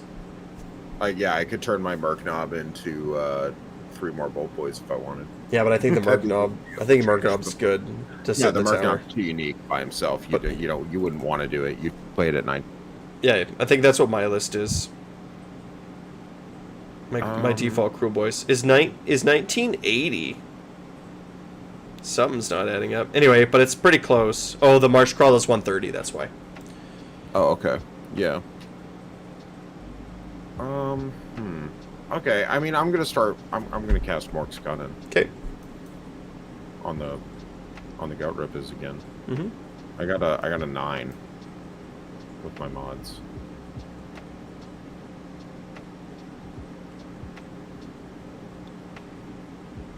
Yeah, with the Shaman, I would do Mork's Cunning and Gork Rora turn 1. And then the other 2 manifestations. Nope, one of the manifestations. You do one of the manifestations and Mork's Cunning. Yeah. And I would just keep doing that. A manifestation and Mork's Cunning. And since I got my +2, I think we know which manifestation I'm going for. It's the foot. Mm-hmm. I don't get it. I get a 6. What does it go off on? 7. Oh, because you lost the +1. Yeah. Because otherwise you'd be a +3 fucking destruction wizard. Yeah. Sick. That's okay, though. That's okay. We got Gobsprack still. Okay. So Gobsprack is going to go ahead and cast Mork's... no, he's going to cast...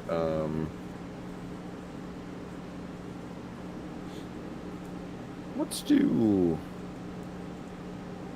Do I want his War Scroll spelled, or do I want Choking Mist first? You have 2 attack profiles, so Choking Mist is pretty good. His spell's a 6. I only get to roll 5 dice for mortal wounds. What's your heroic trait? Egomaniac Okay. on the break bus. Yeah, I'm gonna go for Choking Mist on the Gorgruntas, the yellow ones. Okay. And I get it. Nice. With a 9, so they're -1 attack. Not bad.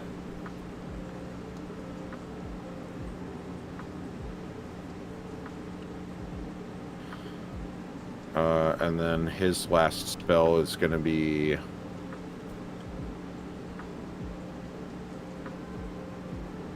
the Mork Pit Marsh. Okay. He Nice. gets with an 8. Let me look at the rules for setting this up. I think it's 18. Yeah, I think so.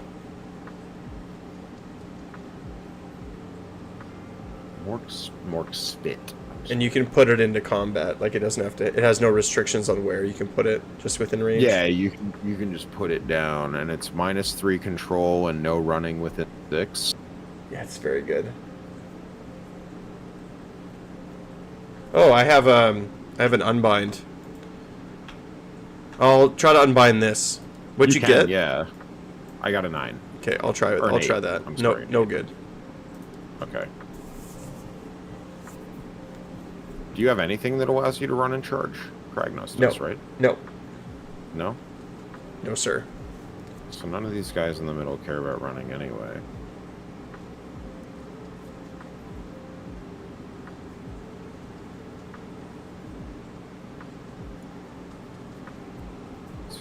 It's not wholly within 6, right? It's just within 6. I think so. Double check. It's within Yeah. 6. Oh, It's not yeah, wholly. within 6. Wow. Okay. It's a good spell. Yeah, I'm just gonna put that right there. Okay, and then I'm gonna roll for venom encrusted weapons on my yellow gut rippers. And I get it. That is 1 dirty trick.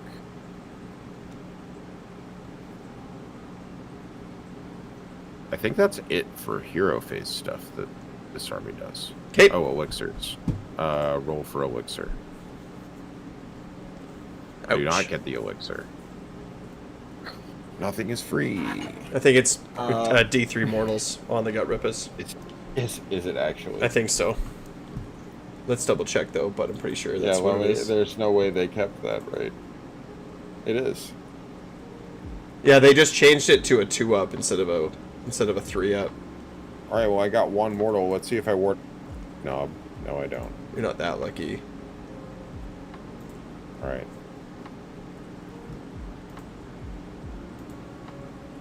I think that's it for the hero phase. Okay, my turn. These got rip it, or this. These guys are going to mighty destroyers this way. Mm-hmm. Tag Gobby, and these pigs are going to mighty destroyers this way.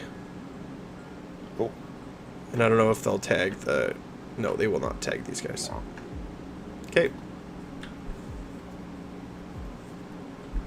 Cool. And that's it for me. So I used my brute fist. So on my turn I can't do it twice. Okay. Just once. Just once. All right. Movement.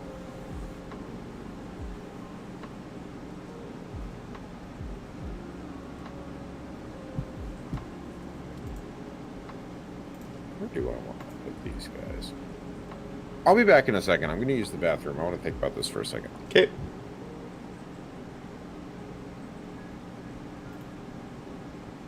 So what I'm thinking, I'm not sure how I'm, like, I like the idea of this list, but I feel like it might be a one-trick pony. Where it's like I have these Gore Gruntas, and if they can't, like, jump over cavalry into my opponent's squishy backline, then they're just not going to be as effective as I want them to be. I'm also looking at the table, and I wish I was playing my opponent's army. You know, the list that I have right here is more like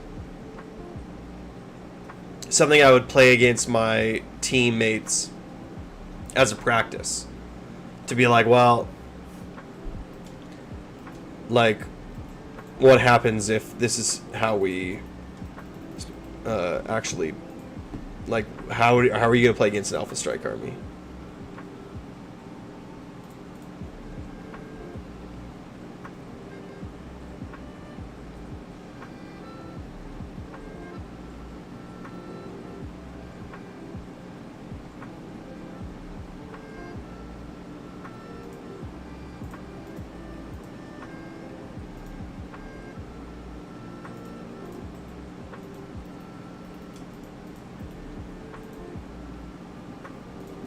All right.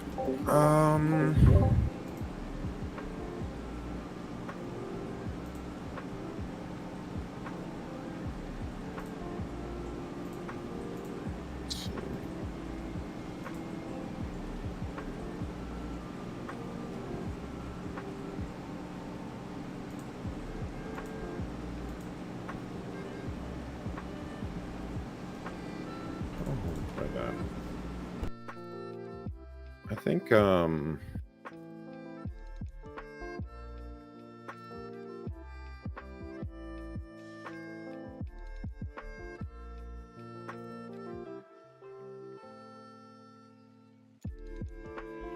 sorry. I want to take these guys. I'm gonna run these monster killers, the green ones. Well, they're the only ones that are left alive. They're gonna move 4. Move over here.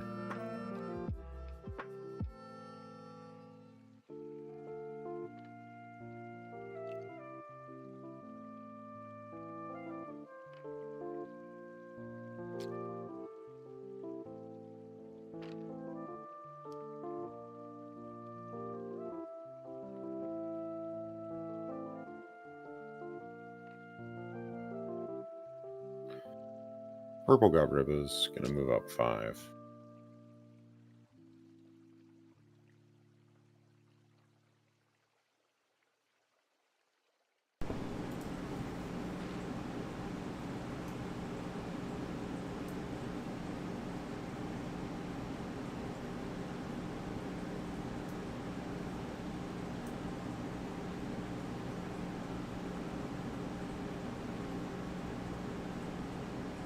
Let's see.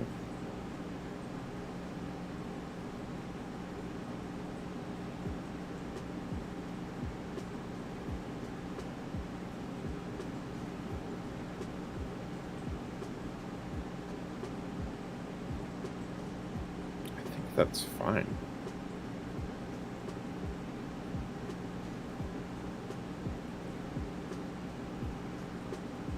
Yeah, that's fine.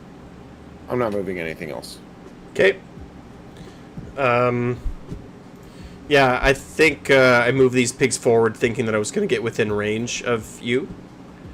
But yeah. I did not. So I'm going to redeploy them away from you. Yeah, they would want to. Good one, yeah. But that's okay. I would have done this anyway. I just would have Mighty Destroyered. Oh, I would still have my other Mighty Destroyers for next turn. But that is fine. Will they be the 11-inch hero? We'll see. I lost a game against somebody playing Feck because they rolled a 10, an 11, and a 12-inch charge. It just feels bad when that happens. You just want to stop playing for a minute. You're like, all right, you know what? It was a friend of mine, and we did. I was playing I need a break. I was playing 3x6 Bolt Boys, and he connected with all 3. And then I was like, okay. Game's over. Well, that's exactly. I'm like, okay, the game is over. And he's like, yep. I'm like, all right, let's reset. Let's play again.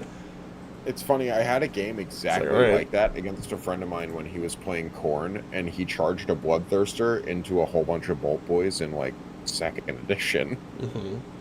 Like, late 2nd edition or something. And it just died instantly. And he was like, oh, I know that's how that works. You just do that many mortal wounds? I'm like, yeah.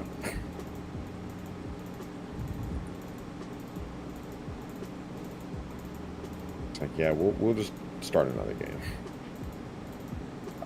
Okay. Shooting then? Yep. Very cool. Rad. Yeah, I can shoot that guy with a big bow.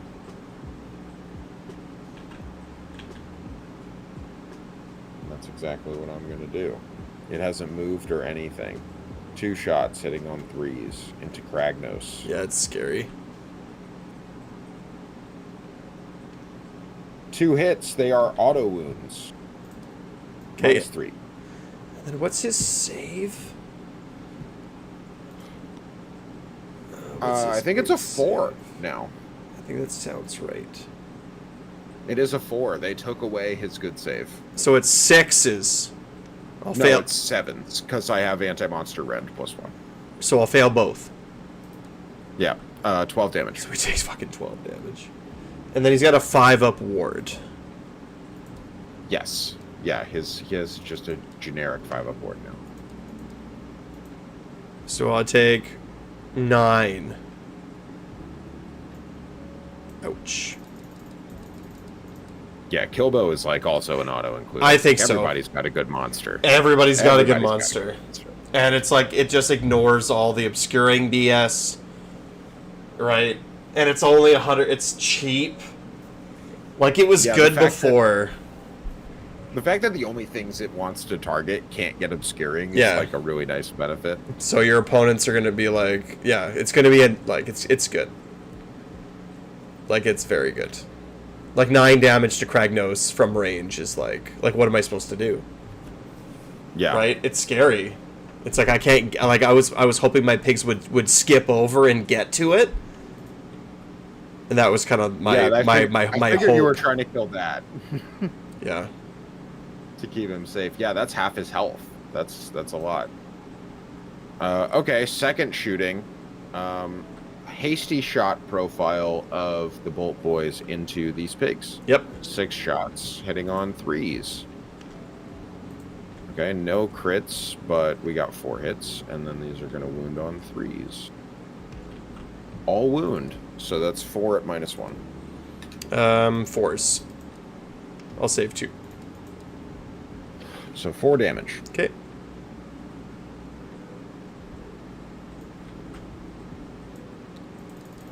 Cool. All right.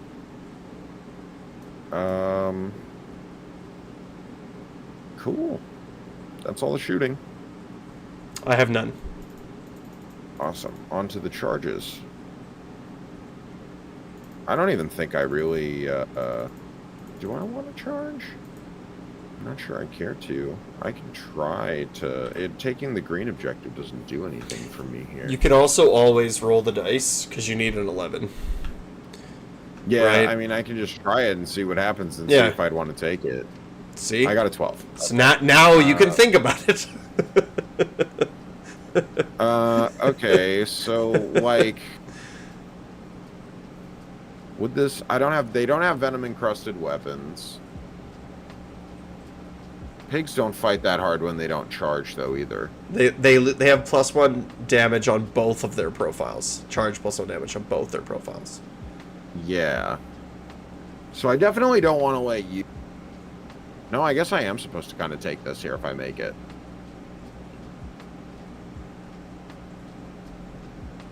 I want to be 3 inches away from your Tusk boss.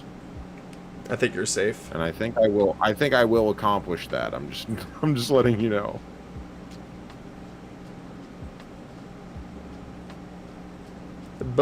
Box cars.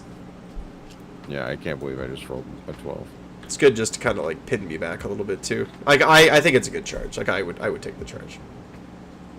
Yeah, I think I'm supposed to. Well, it's nice just to like you turning off my damage. You're pinning me in the back, so in the future, like it's gonna be harder for me to take that green objective. Yeah, I'm buying a lot of space doing this. Okay, yeah, that's the only charge, though. I'm not charging with the Bolt Boys, and Gobsprack's already locked in, so... Okay, nothing from me. Okay.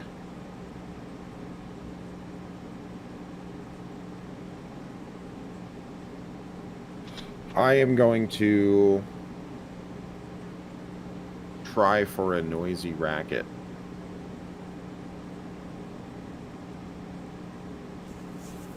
I'm going to go for it on, well, none of them are going to get. It's wholly within the boundary, right? Nope. For the tower? Nope. It's just Okay, within. they're still not in it. Oh, are they in it? Is that 18? Are they in it? Why is it so That's 18, why is it so high in the air? I don't know. Oh, did I click the little guy? There we go. Oh, they're in. Let's just double check. Wow. I clicked the Merc knob instead of clicking the tower for the radius. Scare God Totem. Add one of the dirty trick rolls for friendly Cruel Boys units wholly within 12 inches of this terrain feature, or for enemy units within 12. So it's friendly wholly within and enemy within. Yeah. That's right. So if I make you strike last, Then you can. then I can. Okay. Yeah. But if you wanted to do a sneak for you or venom encrusted weapons for you on your purple gut ribbons, you're out. Yes. Okay. Well, Very, I wanted very to do good strike though. last. Yeah, like strike last within 18 is like very good. The positioning on the really good tower is reason. good. Yeah. Yeah, to place the tower forward. I'm getting it. Okay. Yeah, I'm going to make the Gorgruntas fight last, or I'm going to try anyway. I only did venom-encrusted weapons so far this turn. I get a 6. Easy. All right, that's my second trick. And I'm going to fight first with Gobsprack. Okay. Combat other stuff first, though, because Gobsprack has a tantrum, and I would like to try it. Monstrous tantrum. A monstrous tantrum. Yeah, if I roll a 5+, I kill a model. I got a 4. Oh. Okay. Well, that would have been really cool to get. It's very swingy against the big guys. Okay. I don't fight with Gobsprack very much. Let's see how he does. Let's start with the Stinger.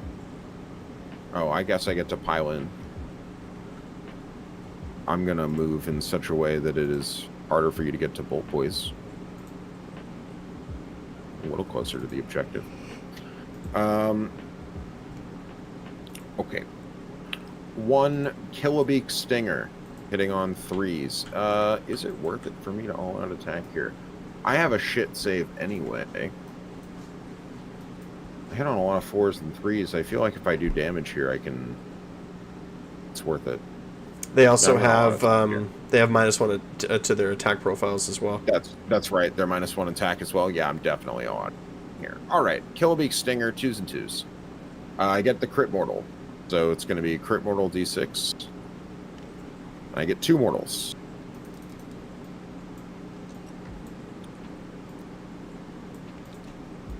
D6 is always 2. All right, Bogbark Staff, 3 attacks, 3s and 3s. They're all going to miss. All right.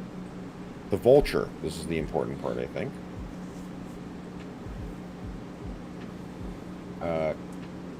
7 attacks, 3s and 2s. Okay, we missed 2. No crits or anything like that. You're not a wizard. All right, 5 at -1. 4s. I'll save 3 of them. Okay, they're 2 damage apiece. Okay, so that kills another pig. Okay, it did matter that I all-out attacked. Perfect. So I fight back. Yep. So I can't fight with these pigs. I got to fight with those pigs. So fight with it's a single pig. Yeah. So it's 2 attacks. 4s. So 1 will go through, and then 3s. So 1 at 1. Okay, I just take it. Okay, 1 damage. Okay, 6 up ward. I make it. Okay, and then same drop thing back. again. It's 4s and 2s. So 1 at 1 again. Okay. 6 up ward. I do not make that. Okay, so Gut one strike takes damage.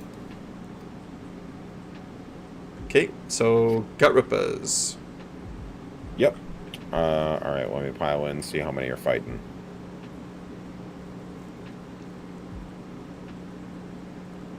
And this guy will end up being like here, and there'll be a guy between. Like here. Yep, that's the guy.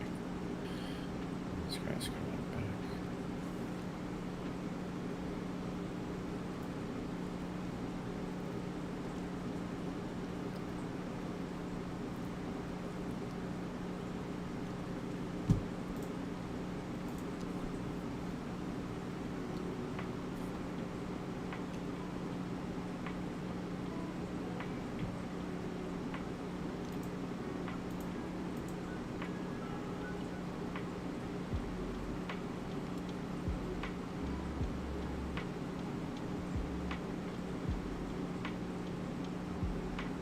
Alright, how many guys are out? That guy's out. That guy's in. That guy's in. That guy's in. Okay, so 1 guy out. But you're only in combat with 1 unit, so I don't get my plus attacks. This will be 39 attacks. Did you roll for the -1 to hit? I did not. Thank you.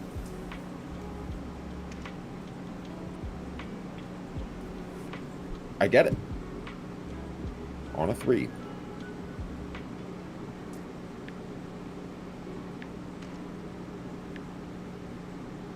All right. 39 attacks.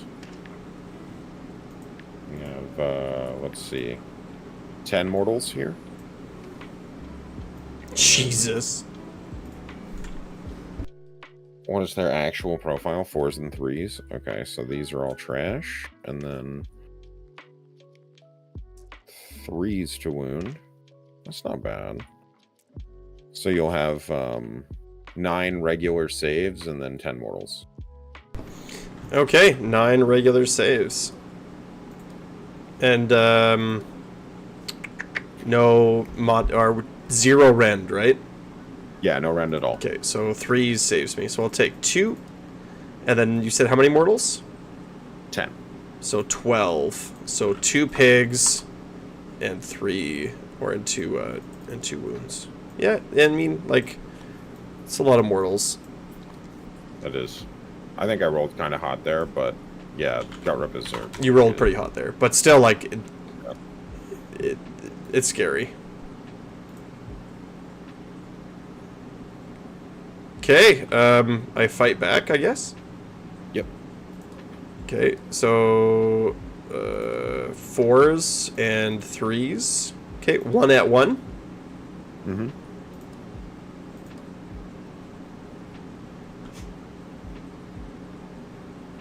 What's your save? 5. Well, no, like, you owe me a save. Oh, 1 save. Sorry.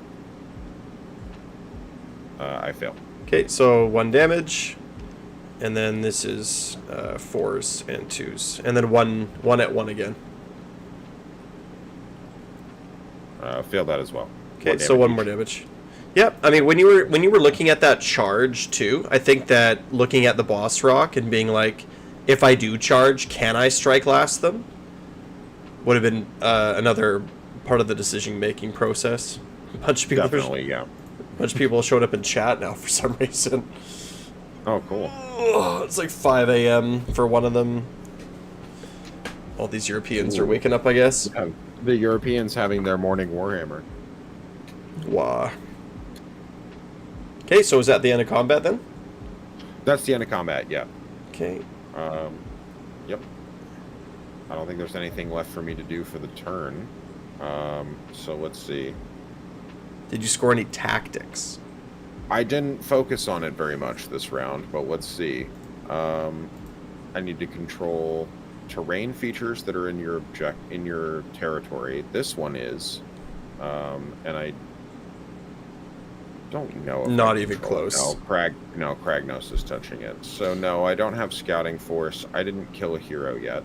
So no tactics, but I control my objectives. So here's another reason. Oh no, never mind. I was gonna make another reason for Nashtooth, but he is good at doing that. He can just kind of appear on this. But he's not a scout. Oh yeah, that's right. He's a hero. Yeah. Okay. So Yeah. just another. So you didn't get any.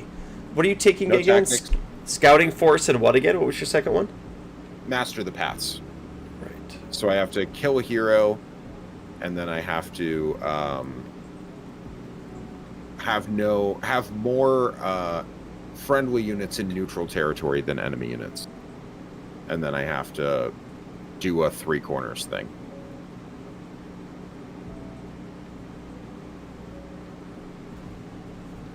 Do the green objectives count as being controlled? I'm not sure. It says that victory points, you only score victory points for them, but I imagine you control them.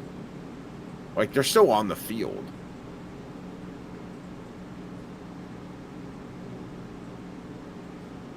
I would agree.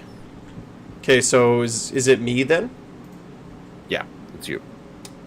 Okay, let's do places of power. I'll do it on the Mega Boss. I fail. Do we still take damage if we fail the places of power? That I don't know, but I don't think so.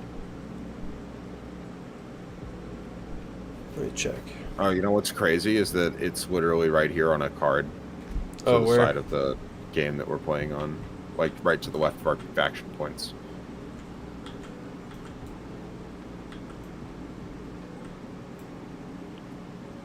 For the cauterizing pollen, you would take damage. For the other ones, no. Okay. On a 3+, you get the obscuring one, and the other one, or the unbind is automatic, and then the. Did you do yours already? I have not. I think I'm going to do obscuring, but there's, I mean, cauterizing pollen. If I were to try to heal each friendly enemy unit only within 6 inches of the target, only within 6 inches. Is my shaman within 6 of this place of power? Because I could heal him. No, it's not. It's like an inch up.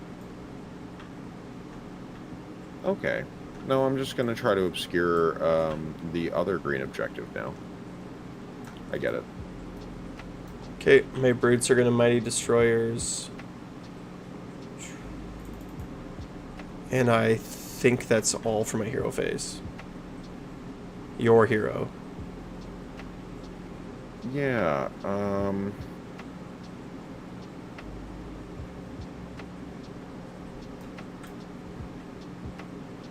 think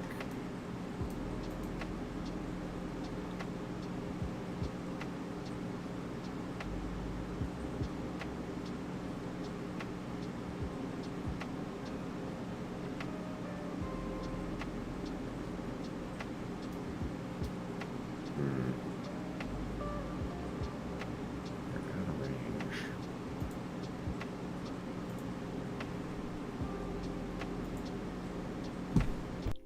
You're not from Gobsprack, though. I mean, it's harder for him to get.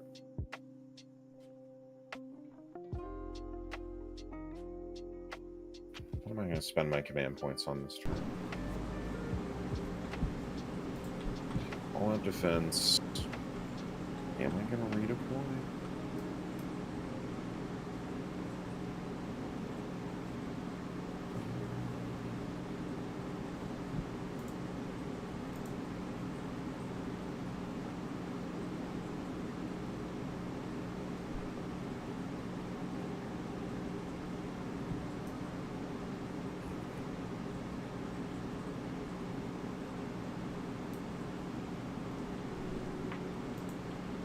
I'm going to go for Choking Mist from Gobsprack. Okay. I'm just going to try it. I'm going to target. I guess I don't have to pick a target yet. Or no, I do. Nope, I don't think you do. All right. It's after you see the roll. Oh, I get a 9, so I get it. -1 attacks to the brutes. Okay. Sounds good. Movement phase? Yeah. Okay. Tusk Boss is going to just move up outside of 3. Kragnos is going to move his 10 inches. He's going to go 7 and 3. Sure. Just going to get out of dodge a little bit. These brutes are going to... Are they within 6? They are. So they can't run, so they're just going to move 4 inches away. And the boss is going to go with him. Okay. Just going to go this way. And that's it. That's my move.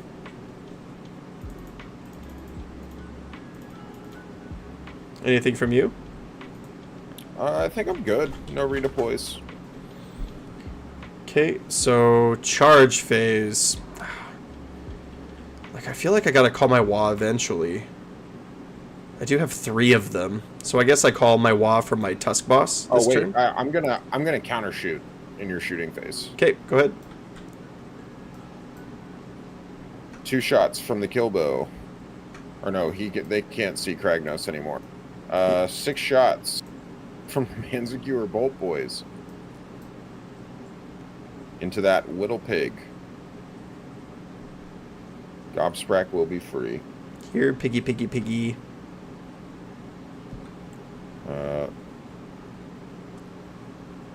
Yep, they don't get the +1 because that's only in my shooting phase. But we get 2 crit auto wounds.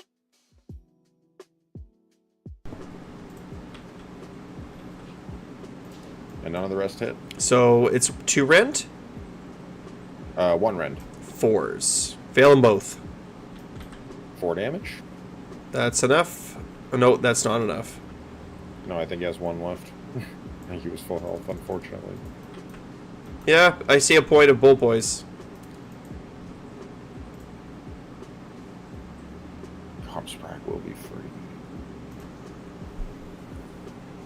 Wolf Paints in chat says that soggy Rekkas are nuts. And it's true.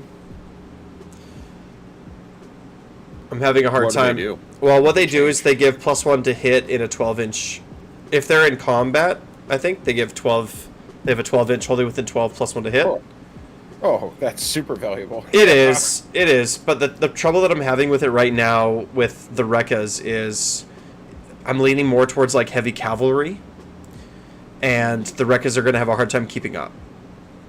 Yeah, they're slow. They're you slow. Play them in a big, slow, meaty orc list. Yeah, if they're in like a grindy, but the battle tactics really favor fast armies. Are Ard boys tanky enough? You think to be So a real tanky. anvil? Oh yeah, Like, for sure. yeah? Ard boys are nuts. Have you tried any like lots of Ard boys, not a lot of cavalry type lists for Iron Jaws? In this season, no. Last season, that's basically what I played. Yeah, because I know that's what you liked last season. Like I Yeah, it was great. think here too, because I feel like a lot of these battle plans are going to reward playing kind of like this. Well, again, it's like what We're not being in the center, you know. no, but you have to look at what, like, if you're going to be like, okay, like this is the style I want to play. Like that's the first question is you're like when you're picking an army, it's like, well, what do I want to kind of like play? Like what style do I want to play? It's a big important question. The second one is what battle tactics am I taking this season? Yeah. That's the number 2. And if you can't figure out good, consistent battle tactics that you can take, your style is not going to be good this season. Absolutely. Right? It's like people, like your lists, whatever. It's like, what are the tactics? Right? What are the tactics? Like, in Discord, right? Because I'm not sure for those of you in chat know, but because people just joined from, when I'm streaming or whatever, but it's primarily what I do is I make YouTube videos on Iron Jaws and Cruel Boys, and like I have a Discord or whatever, and it's always the first question: what's the tactics? I don't care about anything else until you show me the tactics. So like, what does a slow, grindy Iron Jaws tactics look like? And then I struggle. Master of the paths and intercept. So I hate intercept and recover, especially if you're a slow army. Your opponent is going to pick 3 things, and they're going to just stay in the back. Especially with a slow army, you're just going to fail. Intercept and recover, I also really just kind of hate, because if you double, you just lose 5 points, and you want to double. So you're either getting 5 points or not doubling, and to me, I'm just, that just bugs me. Master the paths. If you kill a hero, same problem. If you're a slow, grindy army, your opponent can just keep their heroes away from you if they want to. Some matchups they won't be able to. Their heroes are gonna have to engage with you, but in other matchups they won't. Their heroes, like Skaven or Cruel. Like there's not Cruel Boys. Cruel Boys has monsters that want to fight you. Like Flesh Eater Courts is like that. Yeah, there's lots. Most of their heroes can just walk away from you. My guess is roughly a third of all armies, the heroes are just going to be like, well, I'm just not going to come at you. You have to come at me. Like, this Iron Jaws list is designed to get you. It's got the soggy gruntas that are going to jump over. What I could do in a list like this, though, is I could run, instead of Kragnos, it's like 580 points, which is like, well, it's 180, 180, 180, 180. So if I cut a unit of pigs out of this list, I would have 60. I could have 2 reinforced units of Ardboys, or like MSU Ardboys, right? Yeah, that could be good. Right, like you could do that, and then just like march Ardboys forward, and then the pigs come crashing in from the sides. And you can play Scouting Force with that, because like your whole army's infantry and cavalry. Well, to be honest, a lot of heroes. I'm still not sure what I would take though. A Scouting Force is tough with expensive cavalry. Yeah, like your cavalry needs to be cheap. Yeah, soggy pigs are 200 for 3. Well, the thing is too with the soggy, if you're not gonna do a style where if you're not playing Kragnos with pigs, I'm almost kind of thinking that the old pigs are better, because they actually deal more damage than the new ones. And the oh, my dog's at my feet. That scared the shit out of me. And they have anti-cavalry. So that's, if everyone's going to be playing like cavalry everywhere, and you have anti-cavalry, that has a lot of value. For sure. So I don't know, but again, it's like Scouting Force with expensive cavalry. I'm not sure. You'd probably end up with Restless Energy and Master of the Paths. Nope, sorry. Restless Energy and Wrathful Cycles still. Control more objectives than your opponents. Have a bunch of stuff fight.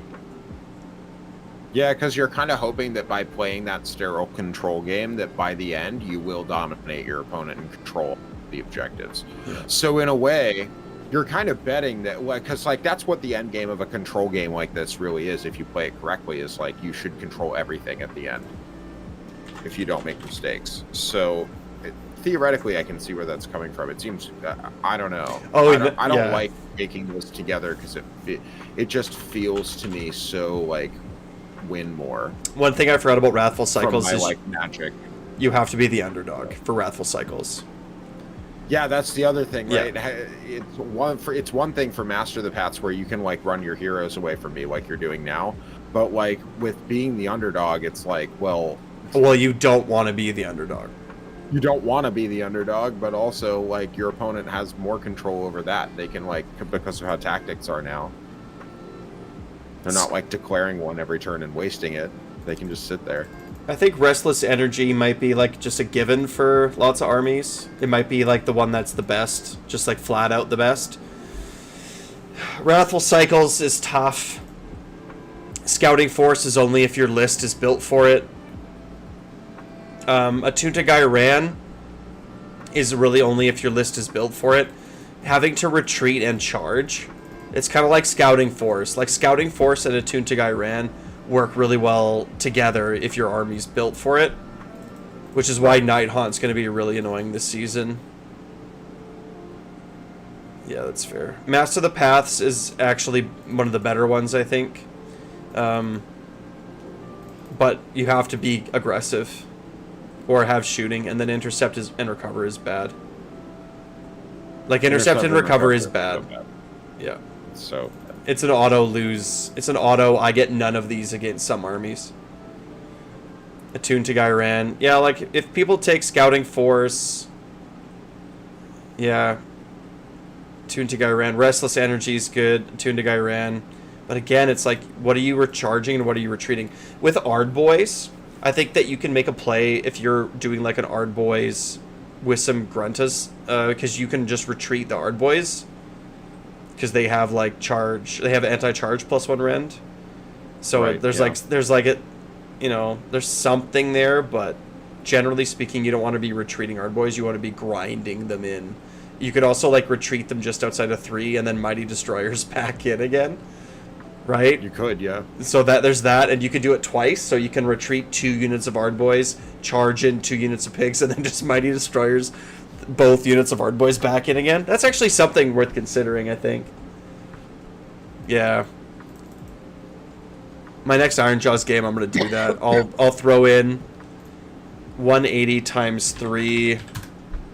So it'll just be, instead of Kragnos, it'll just be 3 MSU units of Ardboys. And I'll try the non-Gobsprack version of this list and see how it feels. Okay. But it's my turn, so I think we're... Yep. So you said no redeploys, so I called Wah with the Tusk Boss. So the Tusk Boss is going to charge, so 9 + 1 for the charge is 10. Boop. So, and then he'll go up to 2 momentum. And that is my... Are the Brutes even within range of anything? They are, but whatever. I'm just going to charge the Brutes, because I don't know what'll happen. 16. 16 charge. You can try it. I don't know what it gives me though. They're -1 attacks. Yeah. I'm just gonna sit here. Can I get into the tower without getting into combat with you? But then you're just gonna countercharge me, and strike last me and everything. It's gonna be annoying. Yeah, that's kill that that's Marknob though for sure, and probably the tower. But I don't want to. I don't know if that's worth it, but yeah, I don't know. Probably is. Remove the tower and the Merc Knob. And then... I mean, I could still double you. Yeah, alright. I'll get in there. 16 inches. So whatever. They still have 6 inches of movement. So we're just going to, like, move them around. Yeah. Let's see if we can't get them all within 3.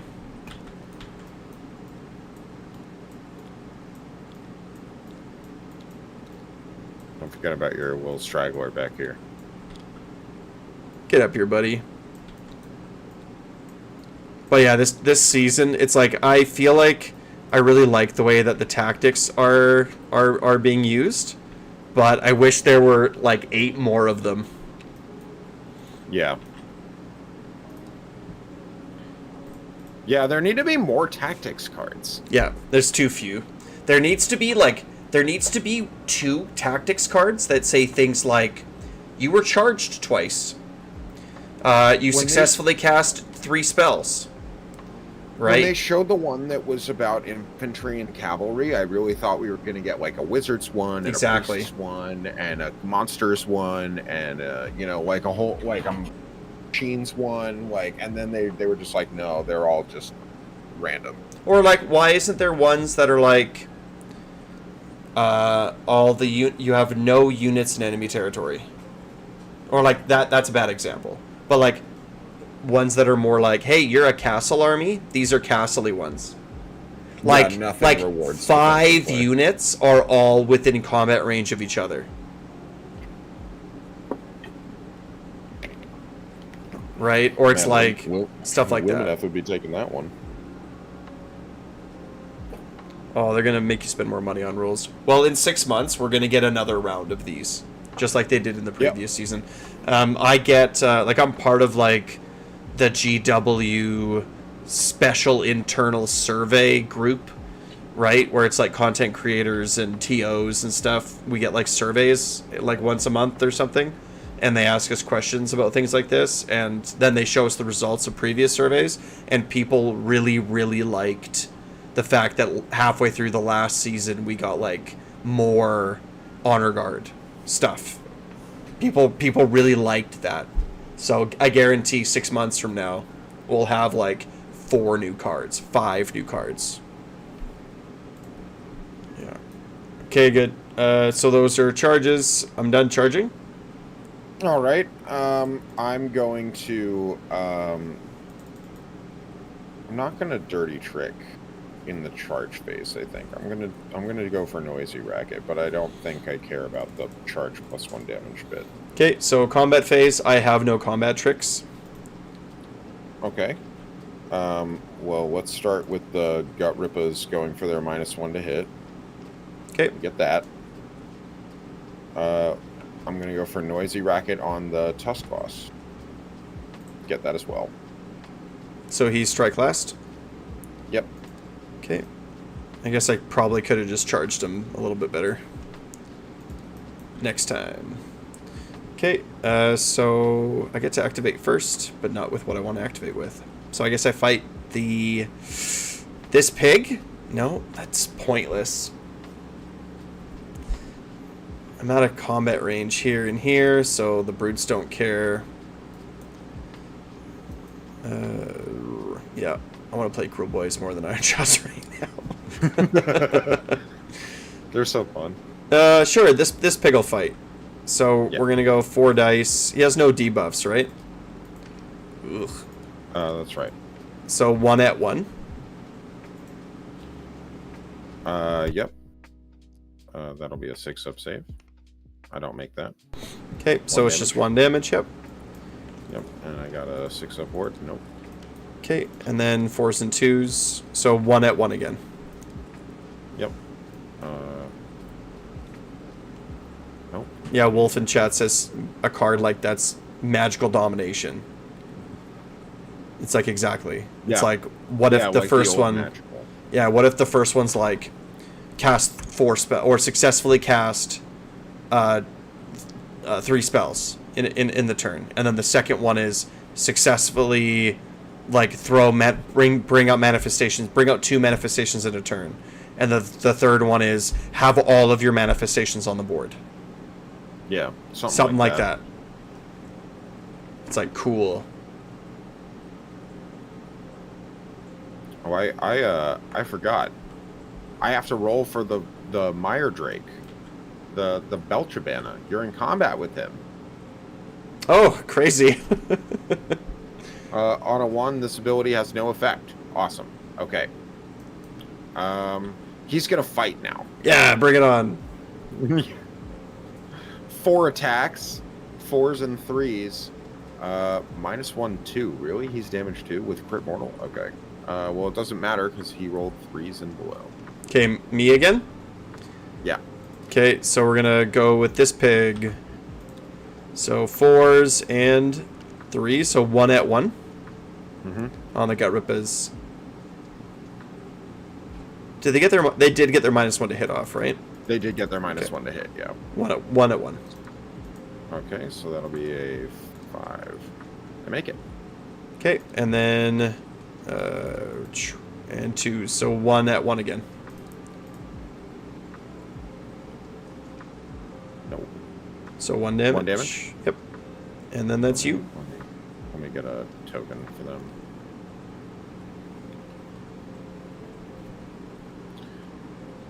All right. I guess it doesn't matter what order I fight in. I'm gonna pile in and fight the Tusk boss.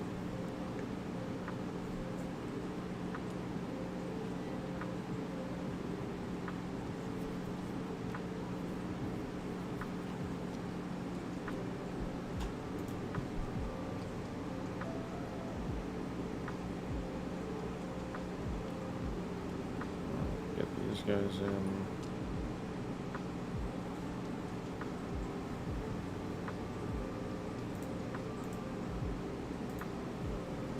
Inches.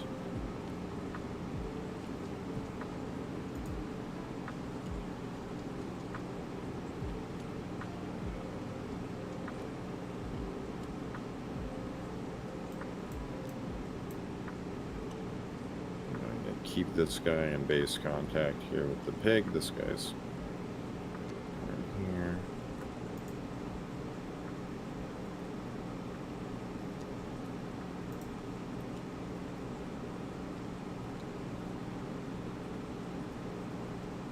All right. So how many of these guys are going to be too far away to fight the Tusk boss? 3 of them, it looks like. All right, so that means there's 1 dead. There's 16 guys fighting the Tusk boss.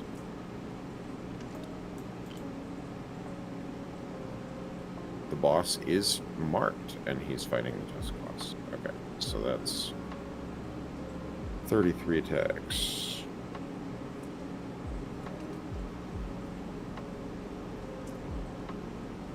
4s and 3s, crit mortals on 6s. Alright, we got some mortals. Bunch of misses, 3s to wound. Okay, we got 7 armor saves, and we got 7 mortal wounds. So 3s to save. I'll save all but 1. And then Okay, so 7 8 mortal damage. wounds, you said? Okay. Yeah. Okay, cool. And then I have to roll the ones into the pig. There are 3 guys who can fight the little pig. Okay. Only. So those guys have 6 attacks. You're not in combat with the psychic. Yeah. 6 attacks, no crit mortals. 3s to wound. They all wound, so 3 saves for the pig.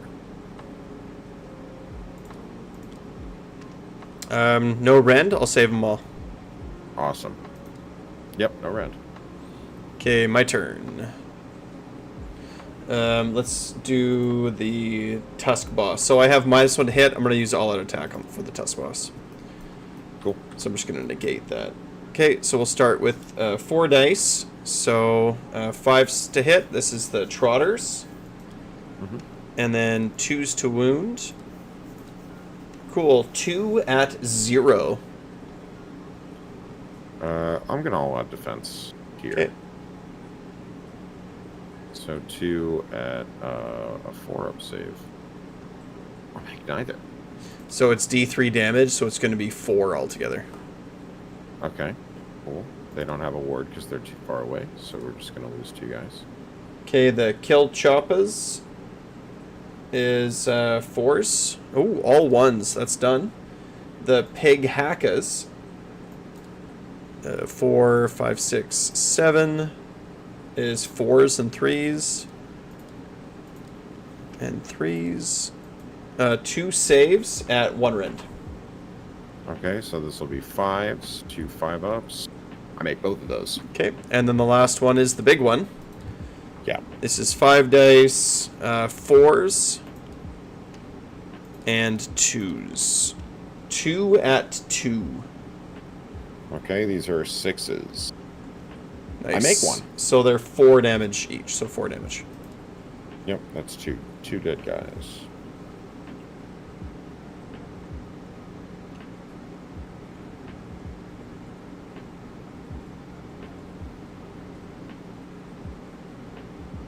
All right. Gobsprack will fight. I'll just lift the pig. Okay.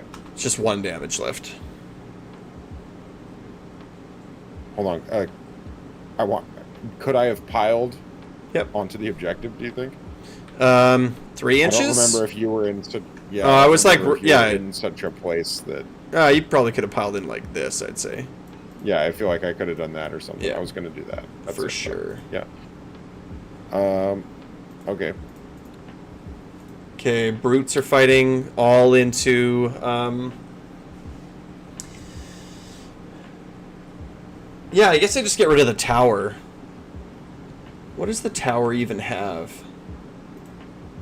It's a 4-up save, I think. 12 health. Yeah, no word. I'll fight the 2 gore hackers into the Merc Knob, and the rest of it's going into the tower. Cool. So let's do the gore choppas first. So I'm getting -1 attacks. Yep. So it's going to be 2 attacks each. 4s and 3s. So 2 at 2 rend. I think that should go through a Merc Knob. Let me just check. Probably a 5-up save. I have a 4-up save. Are you serious? What a guy. Okay. Well, Oh my god. 6. So 3 damage for the one that goes through. All right. Well, I got a 6-up ward because I'm a Merc Knob with Belchabana. I make one of those too, so that's going to be 2. Okay, and then with -1 attacks, it'll be 17 dice into the tower. Yeah. So 4s and 3s. So 6 at 1 rend. Okay. So that's 6 5-up saves. And they're 2 damage each. Okay. So the tower has 8 damage. I feel like every time I try to split when I'm trying to be like a little bit efficient, I always regret it. You always end up, yeah. I've I done always that regret a couple it. of times. Yeah. Where I try to split it and it's like, no, I ended up actually killing neither. It's just one of those psychological things where, like, every time you don't split, you're successful, but you never get the second thing. So every once in a while, you're like, I can do it. Or, like, 8 of them should be able to kill it. Right? Come on. But then they don't, and you're like, well, fuck me. Okay, cool. Is that it for combat, then? I believe that's everything for combat. Everything's fought. I can't pile into you with any of my stuff, so that should be it. Okay.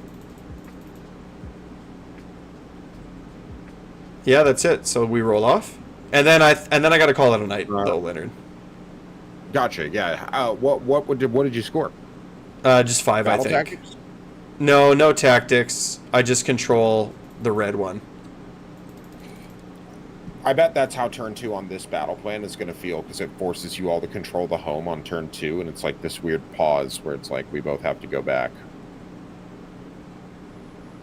Yeah, let's do our roll off, and then we can call it 1. I got a 2. Right. So you just go again. Yeah, I'd just go again. Yeah. You're gonna put a lot of paint. Like I think you're just gonna win on all fronts, to be honest. I think what you do on your turn is these brutes are done. Mm-hmm. I think what you do is you strike last them. Yeah. And you do that for free. Like you venom encrusted weapons for free, and then you strike last on a 2-up. And if you fail, then you're in the middle, which means you have bet tokens, so you can't fail. Yeah. And then you fight the Tusk boss first with the gut rippus, and you might be able. Yeah. You'll probably lift him, so it'll be like this. It'll be like this, and I don't think you'll lose anything. When I get to bring in the monster killers to fight the Tusk boss too, so they can impose strike last on him and then give me gang up. Yeah. so it's overwhelming. I think that this is roughly what the board looks like, and you're going to score a big turn. Here's a question, though. You're probably going to table me, I think. So you'll probably score all your points from here on. Like, just out of curiosity, would you score the rest of your tactics? So if I kill the Tusk boss here, that gets me cut off the head for Master of the Paths, just in time for me to be able to finish the card if I can do them all on time.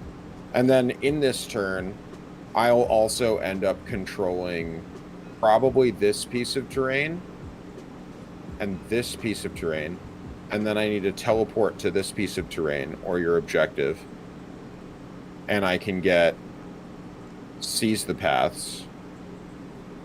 So you would, looks like. Yeah. I think you would. And Bold Explorer, or I can get Bold Explorers, rather, for scouting, and then the next turn I would be able to... You'll have, like, nothing in neutral territory, so I'll automatically get that in the next turn. And then, I have to do, you complete this tactic if a friendly scout unit that wasn't set up is contesting a terrain feature you control wholly within enemy territory. It's more than 6 inches. Yeah, so I'll just do this one, like, automatically with Scouting Force, and then Envelop, I'll just like, go to the corners with some units. Yeah, I'm not really... Yeah, I don't think I'll play this list again. I think it's like I said, the idea is that you're jumping over infantry. Yeah. And trying to kill stuff in their backline early. But all they have to do is do what you did. Like, yeah, just wall up and sit there. Well, when you were like, at some point of the game, you were like, what's the geometry? And I was like, do this. Right? In my head, I'm like, go protect your tower, and then I'll just, like, move up and skip over you and just kill your Killbow and your Shaman with 3 pigs. And tie everything up, and then smile, right? And be like, okay. But then you get this, like, crazy convex. Well, yeah, it would have been a mistake by you to do that. Yeah. Right?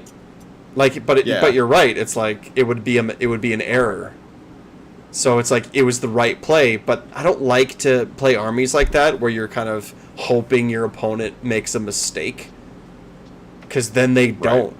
And then you're like, well, now what? I think that's what makes Cruel Boys really fun, because if your opponent doesn't make the mistake and doesn't, like, try to charge you or come in really hard early, then you have to play, like, a really complicated turn 3. Because you're both still kind of playing footsie with each other at that point, not really fighting, you know? It's just going to be harder to score. There's a lot of pressure on both players in turn 3, because, like, in turn 3, if I don't kill one of your heroes, I am going to be blocked off from finishing Master of the Paths. I just can't do it fast enough. So I'm going to start losing out on points. But if my opponent picked different cards than I did, and they are not as pressured that way, like, they can play into that dynamic with my army because of the battle tactics that I have.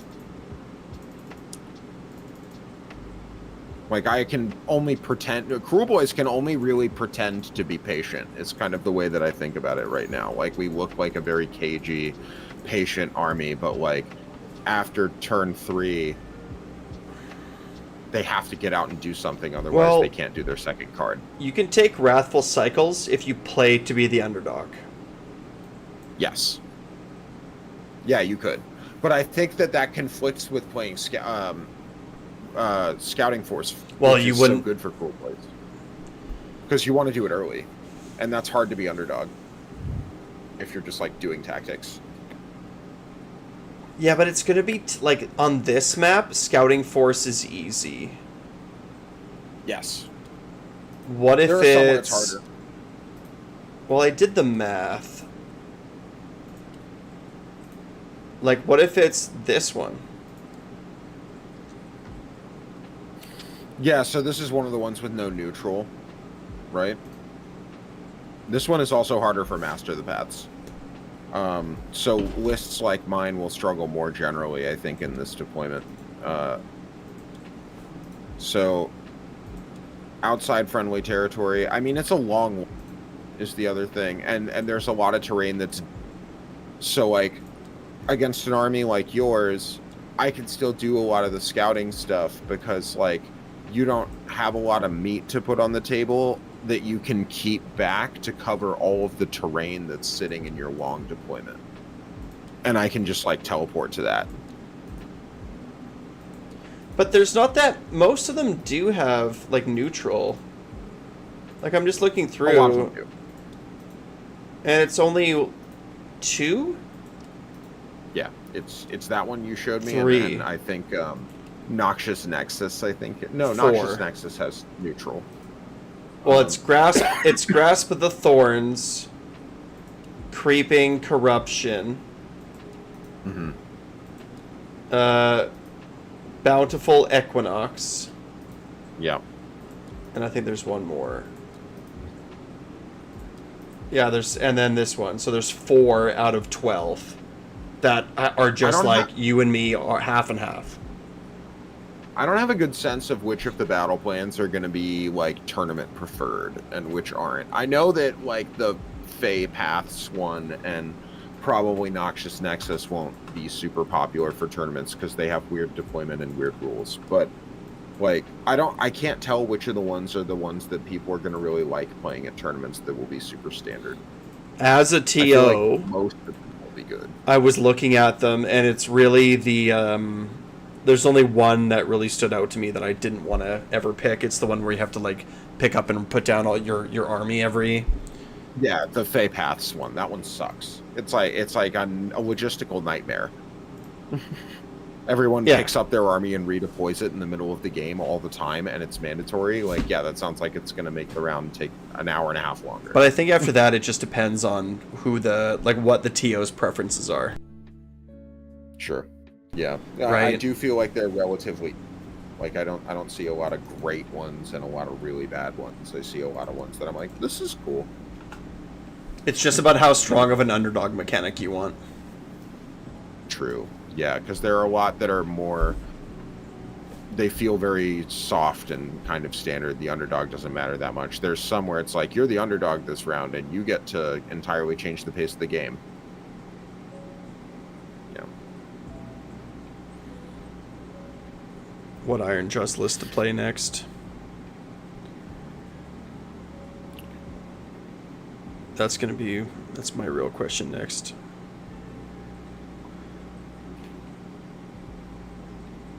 No Kragnos. Yeah, Kragnos is so cool, and he even went down at points and stuff, and I like him a lot, but I just... You can't play him with a bunch of elite units. Well, yeah. I think he would be actually pretty good in... I wrote a Gits list, and it's Kragnos, and then a whole bunch of cavalry. And the cavalry's cheap. And it's like 2 units of reinforced bounders, and 2 units of reinforced herd, and a Snarl Thang and 2 Spider Riders. And the Snarl Thang and the 2 Spider Riders are there just to get scouting. Right? Yeah, that's what they're for. Yep. Yeah. And then you can lean into the Squigs and take the Squig sub faction, or you can trade the Spider Riders out for Snarl Thang cavalry, and take that battle formation where they can retreat and charge.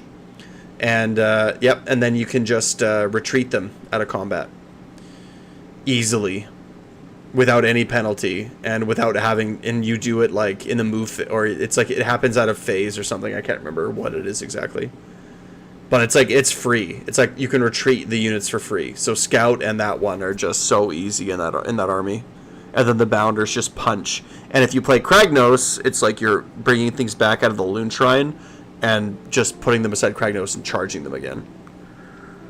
But in this list, it's like Kragnos, I don't know, it's too elite. It's like 400 points on Brutes, 600 points on Pigs, Kragnos, Mega Boss. It's too much.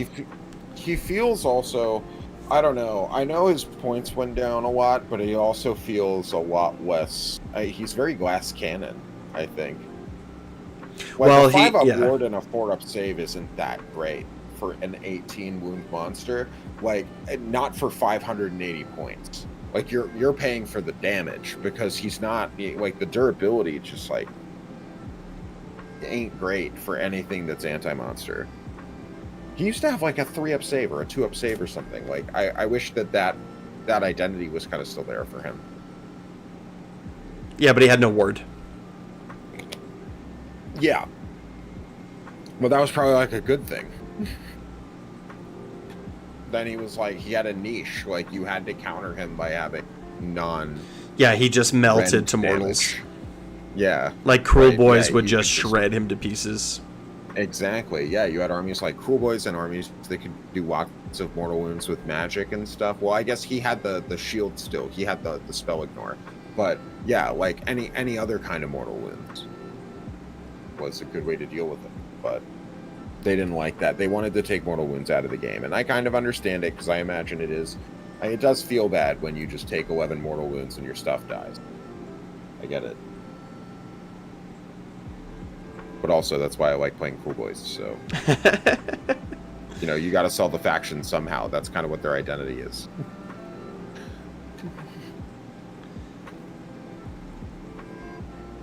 Yeah, I don't know what this army looks like. How about this for a list, okay? It's a Weird Knob Shaman with Hacken Crew and Gore Gruntas in one regiment. Okay, so it's like 2 flankers and a shaman. And then you have a Mega Boss, an Ardboy Big Boss, 2 reinforced units of Ardboys, and a reinforced unit of Brutes. Yeah, that feels good to me. It feels mixed, and you have the right mix of foot heroes and, like, a lot of big, fat bricks of stuff that people can't move that deal a lot of damage. Because you just get to be wherever you want. You know, you're like Dr. Mundo in League of Legends. Like, you just walk around and stand wherever you want to, and people can't stop you. Yeah, it's just all about the tactics. Is that named Anvil Smasher guy good anymore? Did they change what he does? No, they didn't change what he does, but he's always been good. And the problem with him is that he's competing with other heroes. Right? So he's the same cost as a Mega Boss. And at 170, and you're always taking a Mega Boss now. What does the Mega Boss give you? He gives you that sub-faction where you can use Mighty Destroyers twice.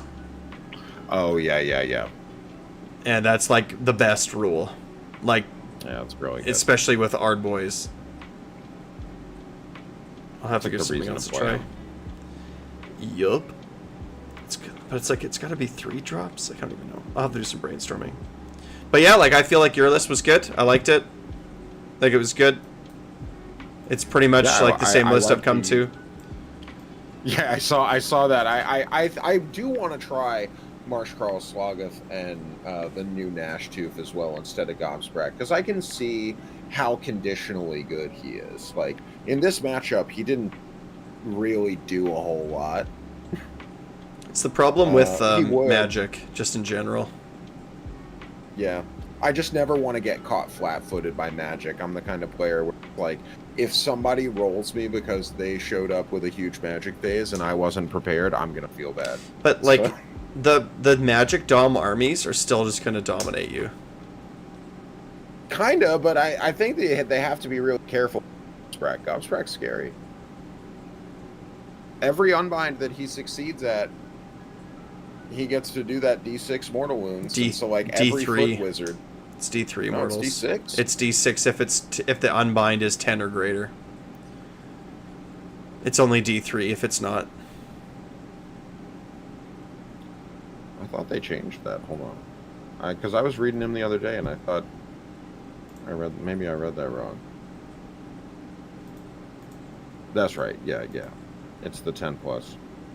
So that's why in 3rd edition... It's a lot of damage.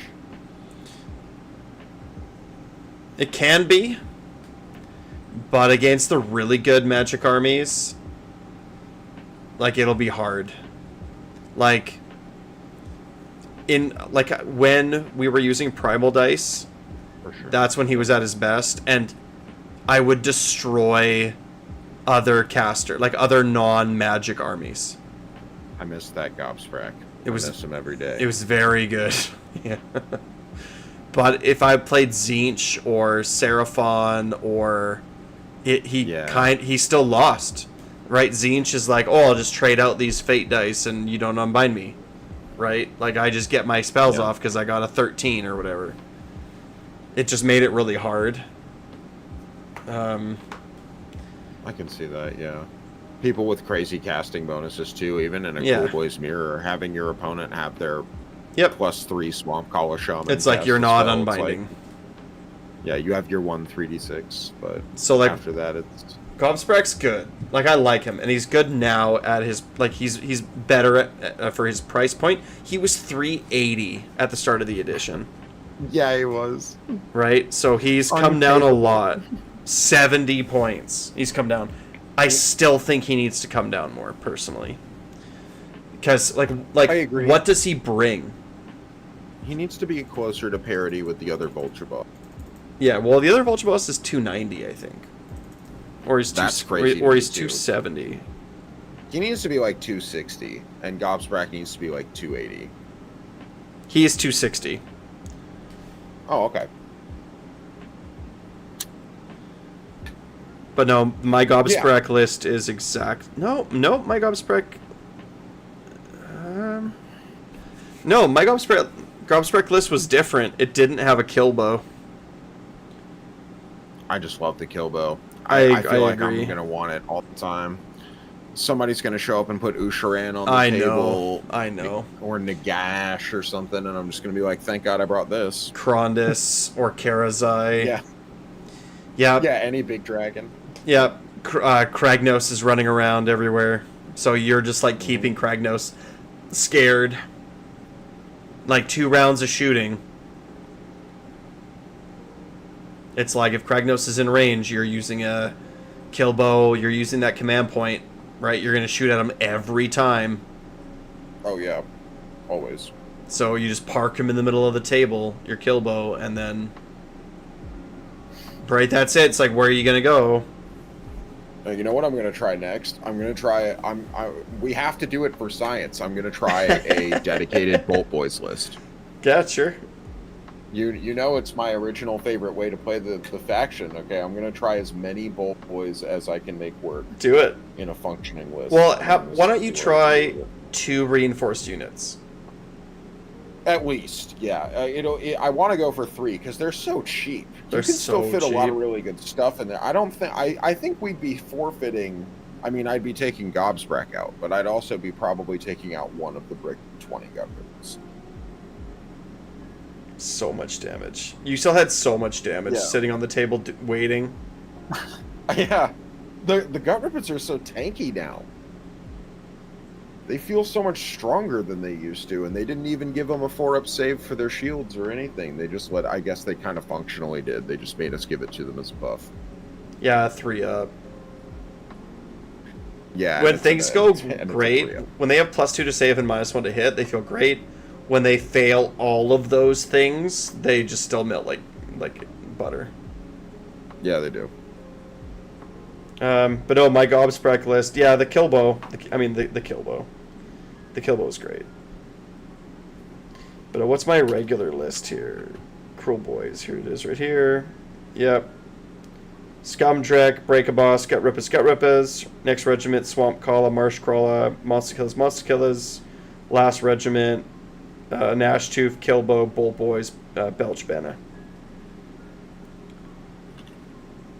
So it's just got the 3 Bolt Boys, Merkanob. Yep. Okay. I'm thinking here. I'm cooking. I'm gonna come up with something cool. I think this list will probably play the Nash Tooth. The Nash Tooth is good, dude. I'm telling you. I have never played it. I still haven't even seen it played, but just anything that has a teleport. Like in this game, putting it behind my Mega Boss and being like, you gotta do something. Like, I'm just gonna make you do something. You're gonna leave your foot heroes in the back. It's like, you can't. You can't, because I'll start getting tactics. Well, yeah, that's true. It's like, I'm just gonna do that. So, and then let's see, abilities. Oh, fuck, I love having everything on the app. It's so good. It's amazing having everything unlocked. It's sick. Yeah, in your movement phase, right? So it's like I'm just gonna put it behind you. So good luck. And then if your opponent's like, oh, well, I'm gonna move things towards it and put this big barrier up, and I'm gonna deal. Well, I'm somewhere else now. Yeah. Like this, Yeah, the battle plan that we played. What was it called again? It was the first one, right? We played number 1. Yeah. Yeah, the objectives aren't within 6 of the battlefield edge, so you can't just like teleport onto the battlefield edge. But map number 2, map number 3, map number 4, map number 5, all you can teleport onto the objectives. Yep. So in your first turn, if your opponent makes you go first, you can just take that objective and then be like, I control it, and then teleport away. Right? And you're like, okay, like, I got it. Like, do something about it. It's a really interesting idea. I need to think more on how I want to try to, because now I'm thinking I'm cooking. To be honest, I think you just got to like change your list up a little bit and then just play another game. Cut Gobsprack, yeah. and just just play the list that I wrote. I think lots of people are kind of playing that list. Like, it's not like I am special and made up a great list. It's just kind of like all the best stuff. It's like a conclusion that people are coming to. Yeah, all the best stuff that people just put together, and then see. Right, like I'll test it out and see how it feels. Yeah, I'll play another game. Right, I'm gonna try to get lots of games in. What do weekdays look like for you? So for the next like week and a half, I'll be pretty good and free to play on most weekdays, but they're going to start getting really busy at the beginning of July because I'm going to be doing a lot of teaching for the the next week and a half. In the next like 8 or 9 days, I'm going to be super free. I teach a class tomorrow, and then I'm going to have basically like a week off. So the last half of that, starting like a week from my last day of classes, is Thursday. Okay, cool. You want to start? We'll have plenty of time. We can play in some games. I might be busy next Friday, because that's when my friends usually play D&D. Cool. So, yeah. Cool. Well, we'll figure something out, I'm sure. Yeah, we can make it work. Okay, I'm gonna bounce. Have a good night, man. All right. GG. Catch you later. Have a good night. GG.